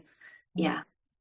Oh, I love that. As you're talking, Linsey, the word bewilderment came up for me. Like, just, I think, yeah, if you're engaged in this project and I think you're feeling, when we're doing things that we feel present and engaged in, we feel so much at home in ourselves, I think. And so then when we have that gap or we don't have anything to replace that for a little while, or something happens and we're not, there's almost a sense, for me at least, of like, it's almost like I'm not at home within myself for a period of time. Like I have to kind of, and so I guess back to your point about safety, it's like I have to find my bearings again. And I think that for people that are quite deep feeling or deep thinking, it may be something that isn't as easily understood by other people, but it can really feel like you've lost your bearings. And the other thing that I think about is how we have language, like we respect things in adults that we think, you had said, oh, you're a kid, how can you be bored? But I think about like people that are creating as an adult, like we have words for things like writer's block, or, that are, I think, quite frustrating and overwhelming for people. But when it's a child, it's like, we maybe don't see, like if we were talking about an author, we would hear the word writer's block and that would sound legitimate. But maybe we don't respect the things that our children are doing. Those are just as important. They're creating, they're bringing part of themselves, all of themselves, into things sometimes. And so then, yeah, just, I don't know, that idea of losing your bearings or kind of not being at home just keeps coming up for me. Mm-hmm. Yeah. Yeah, I love that. Couple things came up to mind, or came to mind for me when I was listening to you talk about that. One was also just recognizing, again, I guess it kind of goes back to what we're talking about, is like we can't put ourselves in other people's shoes completely to totally understand how they're feeling, and that's okay. And I'm thinking about this, like it's just almost for me like acknowledging that we all have different brain types as well, and some people's brains, the way they work, it's going to feel different than the way my brain works. So I think the word, and correct me, you guys will know, is it monotropism, the idea where you really focus on one area and like kind of deep dive. I forget what the other word is, like kind of well, there's also the opposite, but there's like scanner or multipotentialite, I think, is another way of looking, where you're sort of taking surface levels of many things. Yes. Having one deep dive. Is that what you mean? Thank you. Yeah, thank you, Erin. Because I was thinking about, because I think that's definitely what happens in our house. And I know I experience it too, like the deep dive, like the real focus. And like it is exactly how you described too, Erin, like where I feel at home, and there's predictability to it as well, but then as you said, Linsey, that eventually comes to an end and you do feel lost and a lot of discomfort. And for someone who doesn't, I'm just thinking maybe their brain doesn't work quite that way, it'd be very hard for them to understand what the struggle is, because they're like, and I think, thinking about the adult kid thing is, well, you're a kid, you know, you don't have the same responsibilities as an adult. So like you have so much freedom. You can just go do all the things. So you know, if your brain doesn't work that way, you're thinking like, well, you could go do this, you could go do that. And I know you love this. You have so much fun doing this, so you can go do that. But it totally discounts like the discomfort they're having. And I'm not saying that someone who, you know, different brain types can have, you know, this experience, but that's kind of what came up for me. And I know I can relate to that. And I think I have at least one kiddo who's definitely, that's kind of the way they go through their life, is they get their special interests, and they get their deep dives or the things they're really into, but it does eventually come to an end, and there's, you know, mixed feelings that come with that. And for like, they don't know, right? Like they're not like, I'm learning about this stuff. Excuse me. I'm learning about this stuff. I'm reading about this stuff. So I have more awareness as to like why I'm feeling this way, which provides me with a lot of comfort and knowing that it will pass. Whereas for our kids who are young and, you know, just haven't experienced it maybe for as long, or they're not, and I'm not saying like we can't pass on that information for them too. That would be, you know, that could be useful. But when you don't know why you're feeling this way, excuse me, yeah, that can be upsetting and dysregulating in itself. Linsey, you had mentioned safety, and I just wonder, like, I feel like that is pretty relevant to all these things that we're talking about.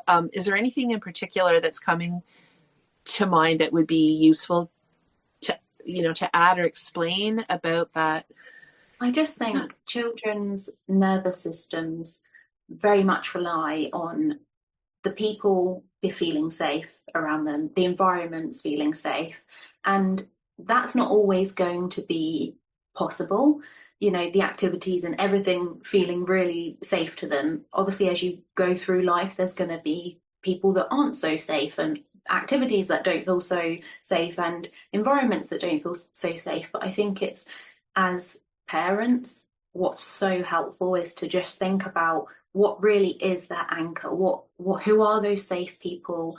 Where are those safe environments? What are those safe things that they do? And you have that as kind of like a home. We're talking about homes, like have that as their home, and that's what they come back to. So most likely it's within your home, like those are the things that they do. Or maybe it's a sport that's their absolute love. For my middle child, he absolutely is cricket mad. Do you play cricket in Canada? Probably not. No, groups of people. No. So that's his thing, and I know his safe little circle of people, and I know, you know, the environments where he's going to need more support for his nervous system to feel safe, and less support where he can, you know, navigate more and self-regulate and you know, have that compassion and advocate for himself at those places. And then I think that's what, it's always a juggle, because obviously there's new things as they become teens and then young adults, and it's always just kind of thinking, at least if that person, for the child and for ourselves, that we have those things that are going to keep our nervous systems feeling really safe. And then as we're navigating the things that aren't so safe, we can put these strategies into place. We can know that we're going to need a bit more hand holding. We're going to need a bit more space to regulate our nervous system afterwards. We're going to have to, you know, not just fulfill our calendars with all these things that are environments where they're unpredictable, and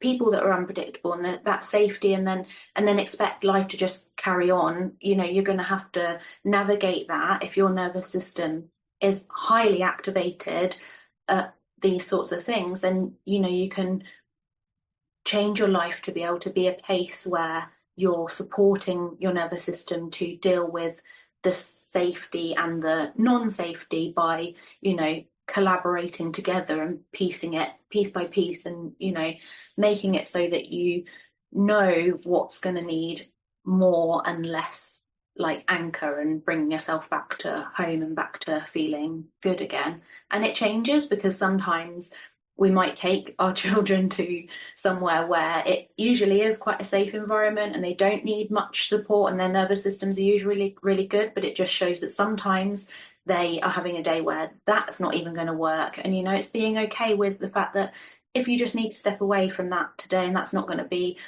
you know, good today. And like my middle showed me today, actually this morning, when he went to cricket club, and usually I have to be there with him. I have for the last, we moved not very long ago, so I think it's been 5 weeks, so not very long, but I was the only mum that's, you know, stayed there the whole time. And today, this week, he was like, you can go, like, you can go, mum. And I was like, well, what am I going to do? Like, no, this is, and, I'm not now, oh, well, this is it now. He'll be fine, because, his capacity, he was doing so good today. He was feeling confident. It might be that next week he needs me to be there again, and that's okay. And it's kind of just slowly, not I didn't kind of make it a really big thing, because I didn't want him to think that is my end goal. I said to him that either way, it's absolutely fine. If I have to stay there with you or I don't, either way is, a win, because I get to watch you, or you get to have fun and I'm not there. So yeah, it's those sorts of things. It's just always having that safety, and always kind of scanning to see how everyone's doing, what feels safe, and people that maybe feel safe to us. That's another thing. People that in our life feel safe might not necessarily feel safe to our children. So, yeah, I picture that idea of like leaving that space and that time for our children, and that felt safety for them, that their parents, like they're, next week he might have a week where he does want you a little bit more present or whatever. And just that you haven't set it up in such a black and white way that it's like, oh, he's good now.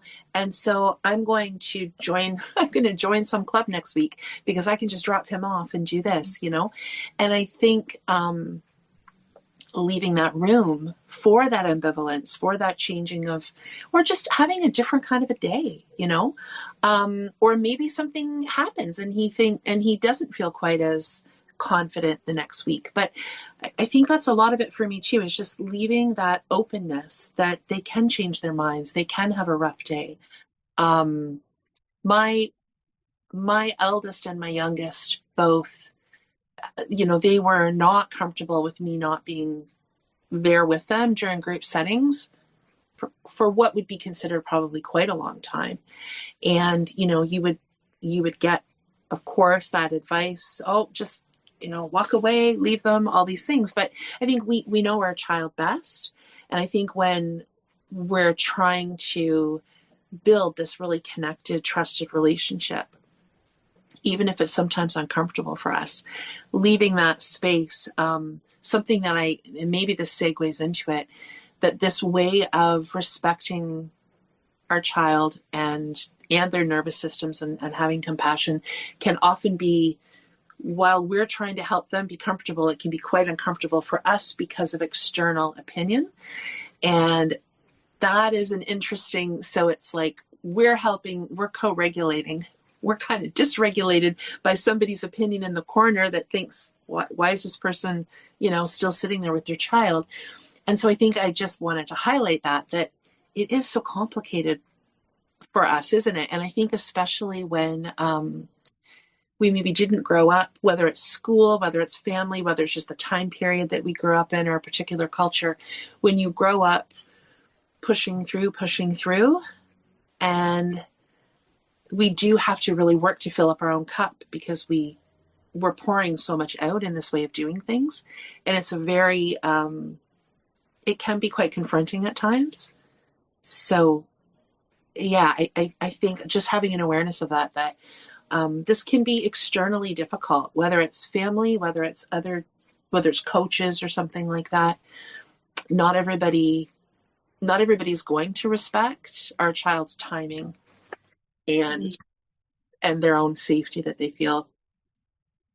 I was thinking the other day, just in my household, family of 5, how many nervous systems we're trying to actually juggle. And the more, obviously, when you're home educating family, you're together so much that then it's impossible for everyone to be like regulated at the same time. I mean, sometimes it's like by magic we are, and it's like amazing. But I think that's the other thing that I wanted to say, is that it's just, always not feeling like a failure and not feeling like they're doing something wrong or that we need to do more or less, or, always thinking that there's a fix. Like, I think actually just thinking this is hard and it's allowed to be hard, but just the awareness and the acceptance and thinking deeply into our bodies is enough already. Like, that is the work already. And we don't have to the proof isn't our children and our families all being regulated at the same time. The proof is that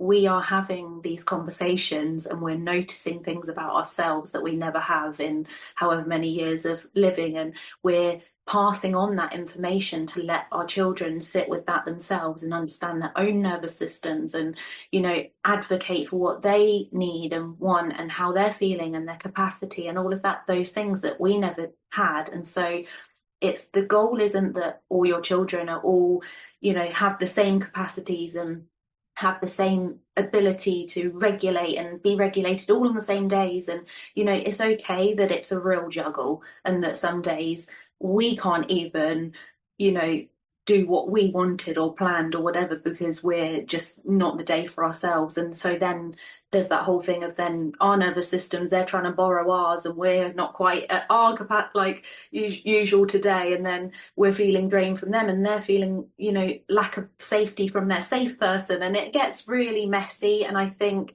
it's just allowing ourselves to just be human and know that we don't have to be perfect all the time, and we don't have to push ourselves, like push all of the feelings down and push how we're doing down. We can just sit with it.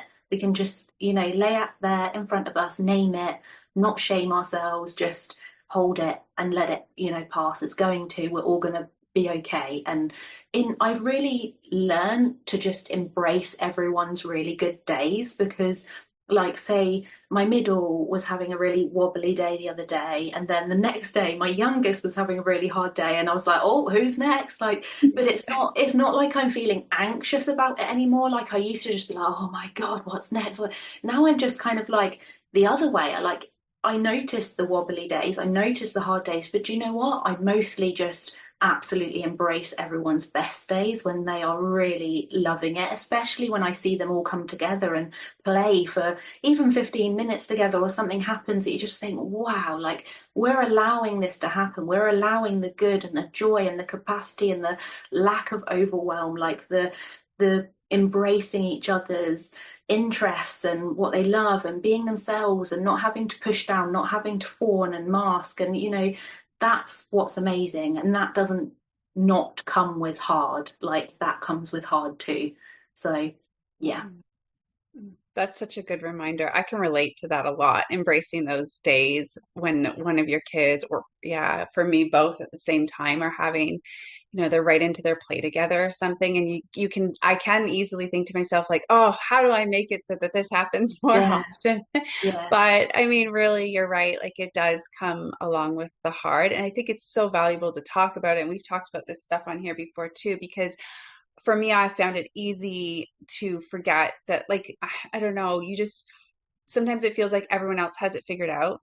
You see other families out and it seems like everything just, oh, their kids are just fine. Like, and everything seems to be going well, that you kind of forget that. And, of course, all families are different. So some families, might even have more similar needs or something, like their needs don't clash as much and stuff. So I'm not like saying that some families, they might have it easier in ways, but really when you take any small group of people and you put them together, they all have their own nervous systems and their own needs and their own struggles and all of that. Like we're all having challenging days at times. There's no family who has it totally figured out. So getting to a place where you can just say, this is hard. Yeah. And we're going to continue to have hard moments and hard days, and that's just part of it. I think that can be really helpful for ourselves, but also to share that with our kids. Yeah. How much repair comes from that as well, because we are together a lot and because we are experiencing maybe a lot of clashes, or, of course, other families are really in each other's flow and that seems to work for them. But if it's not the case, there's also a lot of times where we notice each other's nervous systems balancing each other and helping each other and validating each other. And I think that kind of repair and level of inner healing, that we're allowed to experience this and we're holding space for each other within our walls at home, like I think that's so valuable. So even though we focus so much on the clashing and the the hard bits, actually let's face that we're doing life together all the time, and we're actually repairing and doing so much of this inner and hard work with our children, and they're doing it for each other as well. And that's beautiful, and that's like incredible. And that's, they're taking that into their teenage years and their adulthood, and being able to like grow from having siblings that kind of just are experiencing and allowed to experience, and parents that are encouraging to just, you know, it's okay, it's all okay, none of it is bad or wrong, or, you know. And that, I don't think we give ourselves enough credit for kind of allowing that to happen, allowing that kind of path. And because it's not necessarily the norm, and it's not necessarily easy, it's actually the hard route, but it really does help. This, what we're talking about as adults and figuring out our nervous system, this is all helping children to figure out their nervous systems and taking that into life with them. And I think that's such a gift. Mm-hmm. And that we don't have to get it perfect all the time. We had an episode, I can't remember the name of it, but it was about our intention, and that our children can feel that over time. You know, I know lots of families, and certainly we were in this position for periods of time where you feel like, you know, one child is needing so much, and it's hard to spread yourself. It's hard to spread your mental energy, your emotions, even just practical time sometimes. But I think when we come from that place of, when they see us trying, right? They see us realizing, you know, so-and-so's had a really rough week, and acknowledging that to the sibling. And so not just acknowledging the person that's having the rough week, but how that might be feeling for other siblings who are in the midst of that. I think it's part of that, just like ongoing like emotional communication and mental communication about the dynamics of like a real family with real people and a group of real nervous systems. And I think for me, just with my kids all now being in their, well, my youngest just turned 20, so they're all in their 20s now. How much learning I am continuing. I find it like it's almost each week there's something new. How much learning I'm getting of how strong that intention is, because I can think back to so many times where I thought I was really failing a particular child, and I thought, oh, I've been spending too much time here, or I've been very absent, or I have ignored this, or I haven't met so-and-so's needs. And just intention over time, I think, I'm not saying they didn't ever feel that, but if they did feel it, there's an openness to communicate about that. I think that's the other thing. Sometimes we want to wrap everything up like it's going to, you know, it'll all work out, it'll all be perfect. There will be times where somebody might have a period of their life that they didn't feel they got as much time, or they did feel misunderstood. But I think us just having that openness to hear that, to talk about it. I feel like we're not looking for perfection. We're not looking to sort of like win at life. We're living alongside one another. And so parenting is not like I was successful or I wasn't successful, right? It's like there's so much nuance to it. And I just feel like that openness of communication, like even now, my kids they'll make decisions about, they'll take care of themselves in ways that I would never have felt I could do, as far as taking time off work or choosing not to do something, you know, with extended family or something like that. And it's been such good learning for me to figure out where I sit in that, and what, you know, why am I having this thought? Would I've had the freedom to do that? And then there are other times that I feel like they're overdoing it. They're crowding their schedule, and this kind of part of me that's moved more into this slower living and taking care of ourselves kind of goes, wait, you're not taking care of yourself. You're doing all these sports and you're working and you're doing, but just being there without the lecturing, I will watch them come into an equilibrium for themselves for a period of time. And they know they can talk about it if they want to, but and sometimes I do, you know, sometimes I will say to one of them, do you want a day to just sleep tomorrow? Or, I'll say stuff, but it's pretty lighthearted. It's not lecturing. So I see it in both ways. Sometimes I feel a bit of discomfort about how relaxed somebody is, and then I'll feel a bit of discomfort about how busy somebody is. And I have to just kind of it's just that presence. And I think it takes, as you're both saying, it really does take years of showing up as somebody who is just willing to do life with them and willing to admit when we feel like we might have missed the mark somewhere. It's an interesting journey. That's what a safe person is, isn't it? That's exactly what you want from your safe person, is someone that you can just have these communications with. And there's no, we're always going to have judgments and think our way about things because we can't possibly do anything else. But it's having that level of compassion and letting them be who they are, and us, and not everything being an argument or feeling like working against each other, actually being on the same team and knowing that what we're saying comes from a place of care, because that's what I think all of this stuff that we are trying to do is because we care so much. It doesn't come from a place of that, why would we care? Why would we say these things unless it's because we're trying our best and want our best for our people. That's how it works, isn't it? So yeah, I love that. I love that you have adult children, that now you still continue that kind of growing, that bond, that communication, that trust, and you are their safe person and they know that, and that's really special. And what I love that. I love following you, Erin, because it's so nice, because there's not many people that share their journey with adult children. That's not, I don't see that very much online, so it's really helpful. Yeah, I think it becomes harder for people to know how to talk about it in ways that feel comfortable. So yeah, I think come in and out of it. So there was just one last thing for me that when I'm thinking about the children end of things, I think I just wanted to say, I think outwardly in society, there is a real concern that if we allow children to kind of listen to what's working well for them, and if we support that, it's this idea of, if kids don't get up at this day every day, they'll never learn to get up. Or if they don't push through their headache, that's just not real life or whatever. And it comes to mind for me, that example I gave at the beginning. I've been in the other position where I have been the driver.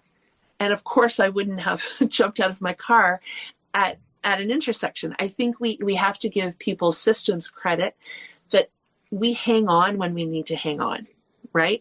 And so you had said something earlier, Linsey, when we have those moments that we can't be ideally taking care of ourselves in that moment, the acknowledgement of that and the building of that space afterward, right? So it's not that we don't sometimes have to push through something in a moment of safety or whatever, but we to me it's more the acknowledgement of it, that we can then be kind to ourselves.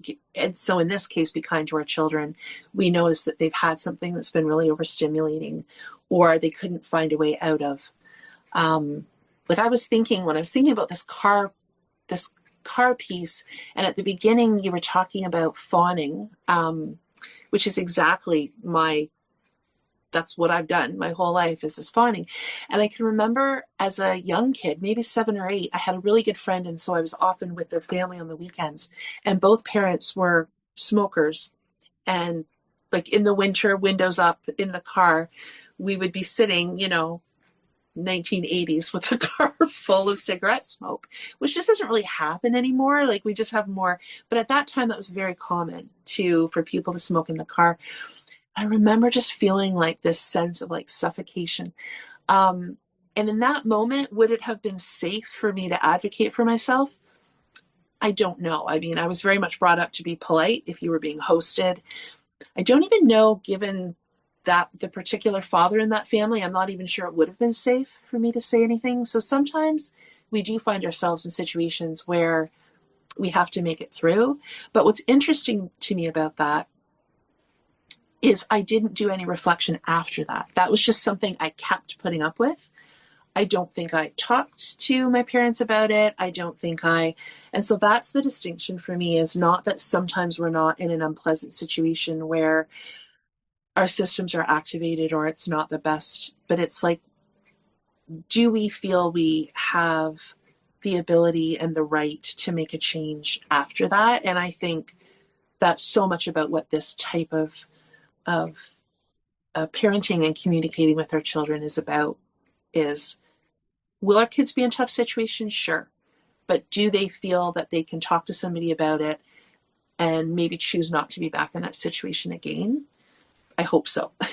Right? Like, that growth is that's what we're kind of aiming for, isn't it? That trust and intuition and feeling like you can, you're not stuck. You're not ever in this unsafe situation forever if you don't want to be, because now we know better from these situations. And I totally relate, because from my childhood, I can think of times where, many times where I probably should and could have advocated for myself, but didn't feel safe to. And it's exactly that, even in adulthood now, there's choices that I make to not say anything. And I think we spoke about that, Erin, earlier, when you said about who you kind of tell that you home educate, like you're a home educating family, and some people you just wouldn't. And that's okay. It's kind of it's protecting your bubble and not having to, feel vulnerable all the time or feel unsafe, because that helps our nervous system also. That is being compassionate to ourselves and saying, well, actually, in this moment, we don't have to share everything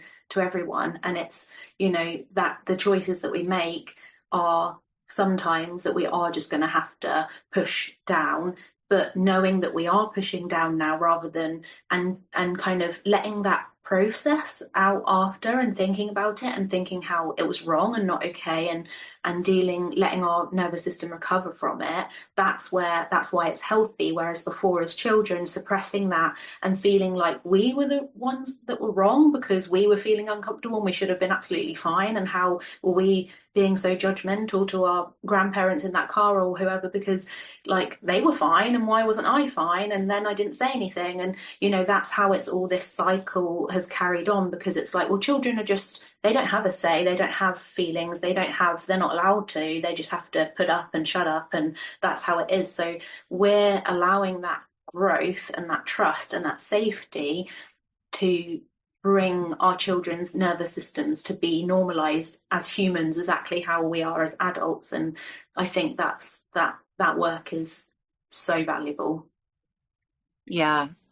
Yeah. And then, excuse me, the other thing that came to mind as you guys were both talking was we hear parents say that they just want to prepare their kids for when, for the real world and for when they're adults, so that they can get through things kind of like when they're not there. Like, and I've actually had people I know at least a couple times say to my kids, well, what are you going to do when your mom's not there? Or a comment like that, like, oh, well, mom's not always going to be around. So there's this, it probably comes from a place of fear and well-intentioned in trying to prepare our kids to handle tough situations for when they're older. And it's coming from a place of wanting them to be okay. But what I think about around that idea, one piece is, my hope is that my kid, like, I'm just thinking about myself, like, I'm an adult, I'm in my 40s, and I'm not alone. I'm not handling all these situations entirely by myself. Like, I am absolutely leaning on my partner, leaning on friends, leaning on my sisters. People have their parents they can lean on still, even when they're as an adult, not necessarily right in the moment always. But like you were saying, Erin, like someone, I mean, I can't tell you how many times I've been in moments where I come home and my husband listens to me go off for 30 minutes straight because I need someone to just hear my experience, and it helps me process the situation and stuff. So I'm not doing that by myself. And I hope that that relationship that we're having with our kids now, like being that safe person that we've been talking about, hopefully, like Erin, you're still a safe person in your adult children's lives. So that doesn't necessarily have to end, number one. But number two, we hope that our kids make future relationships, friendships with other people who they feel safe with, who they can show up with themselves. So that, I mean, I don't think any of us are planning on hopefully, sending our kids out into the world where they're just living entirely on their own. Like, we're in relationship with people, we have friendships, and I think we want them to know what it feels like to be in a safe relationship and with someone who, will support you in healthy ways overall. Again, not about making it perfect, but just generally trying to normalize what a safe, healthy relationship looks like in hopes that they will form those later on. That's such an important point, Ashley. Absolutely. Now I am aware we just have like a few minutes left, which is fine because it's good. It's good that the things that get talked about get a chance to get talked about. But just as far as any thoughts each of us have about how this way of living has kind of made a shift in the way we think about other people, or maybe like the grace that we give other people. Ashley, I think earlier on you had kind of alluded to that it changes, you having this consideration for yourself and for your children. You can think about that for your husband. You can think about that for other people in your life. So I didn't know if there was anything else that was specific that came up for you around that. Yeah. I mean, like, one thing that's just kind of been bouncing around my mind this entire conversation is this idea first where, like, when I see, sometimes when you're out and you see other families interacting, and sometimes you'll see a parent being really harsh with their child. And first I think, well, that's just one moment. I've had moments like that too. So it could just be a moment. But I think sometimes there are parents who, for various reasons, like, they don't have a lot of self-compassion, like just their own compassion for themselves. I think a lot of us, like me in the past, had a real lack of awareness of my own nervous system and what that meant and how I could treat it better. And I think when you're lacking in those things, you're not always, like, that's not always the case, but I think sometimes we find ourselves not being able to show compassion to our children or other people. And if we just don't understand the nervous system, you see your kid or someone on the street losing it, and you're thinking, like, what is that person's problem? And it comes judgment, and you just think, like, why can't, I don't act like that. Like, why are they acting like that? What kind of, and now I just always think, like, behavior is communication. There's a reason behind what's going on. No one left the house planning to show up like that. And it just feels easier, I think, to find compassion for someone who's having a really tough moment.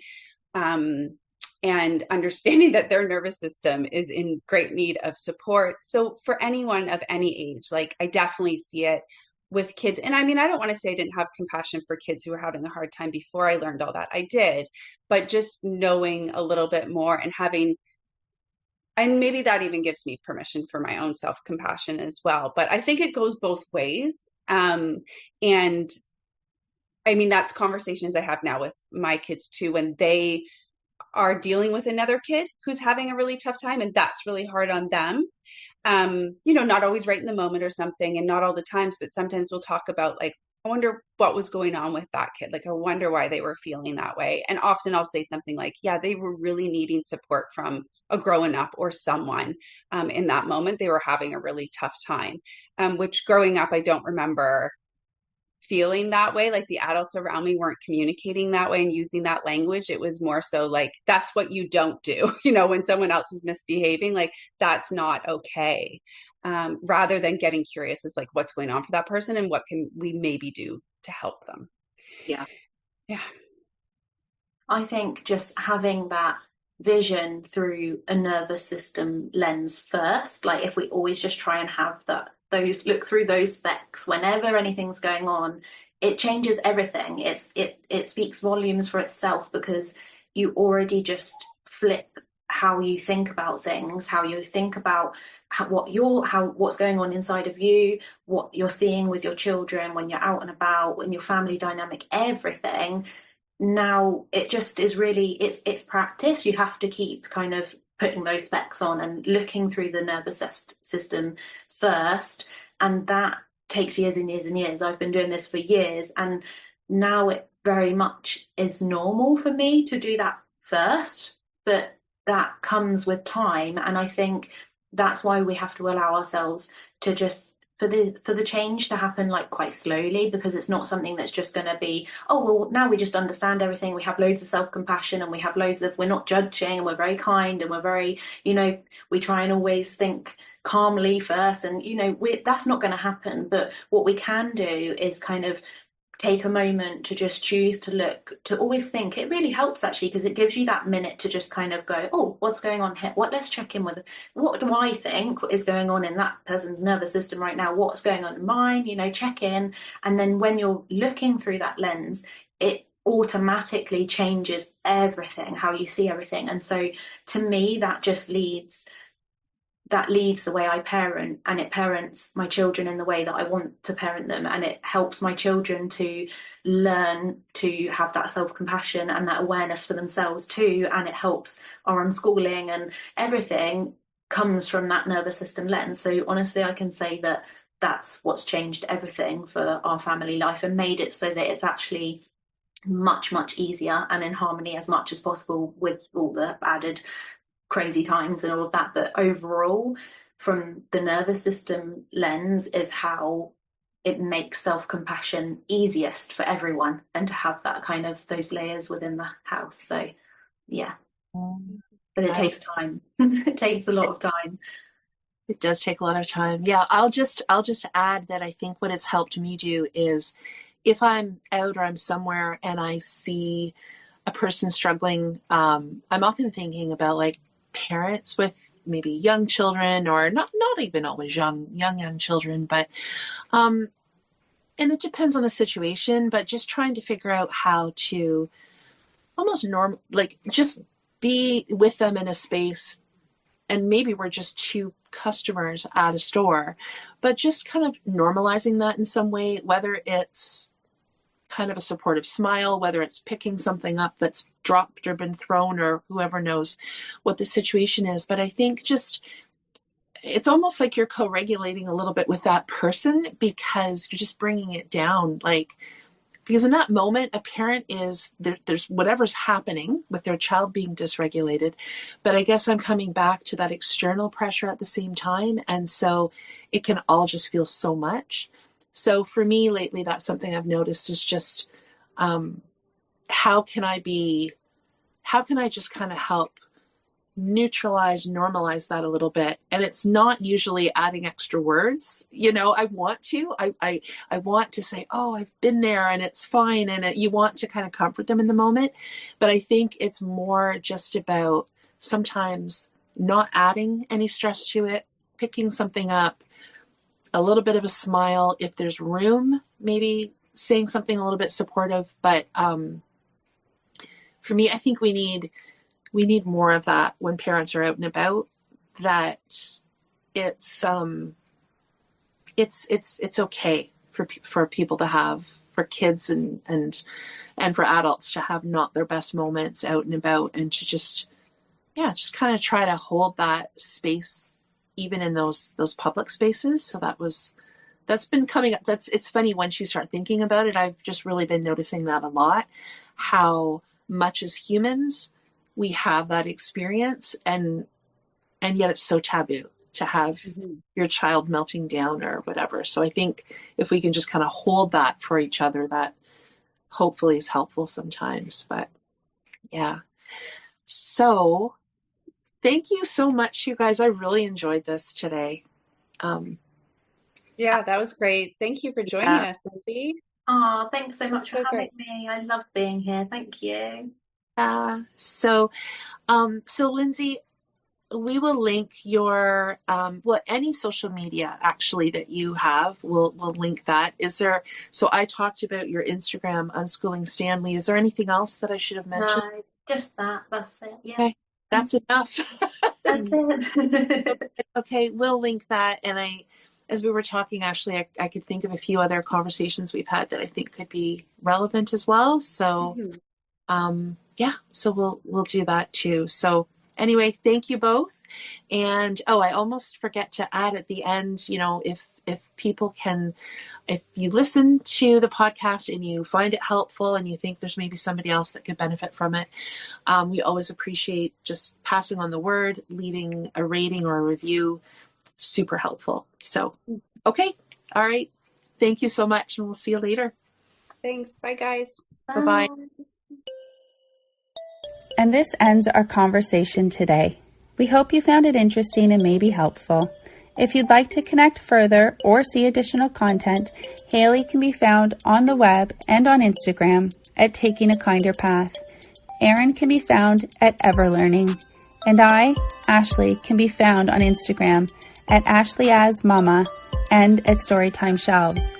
We'd be very grateful if you'd share this conversation with anyone you think might appreciate it. Thank you for your time today.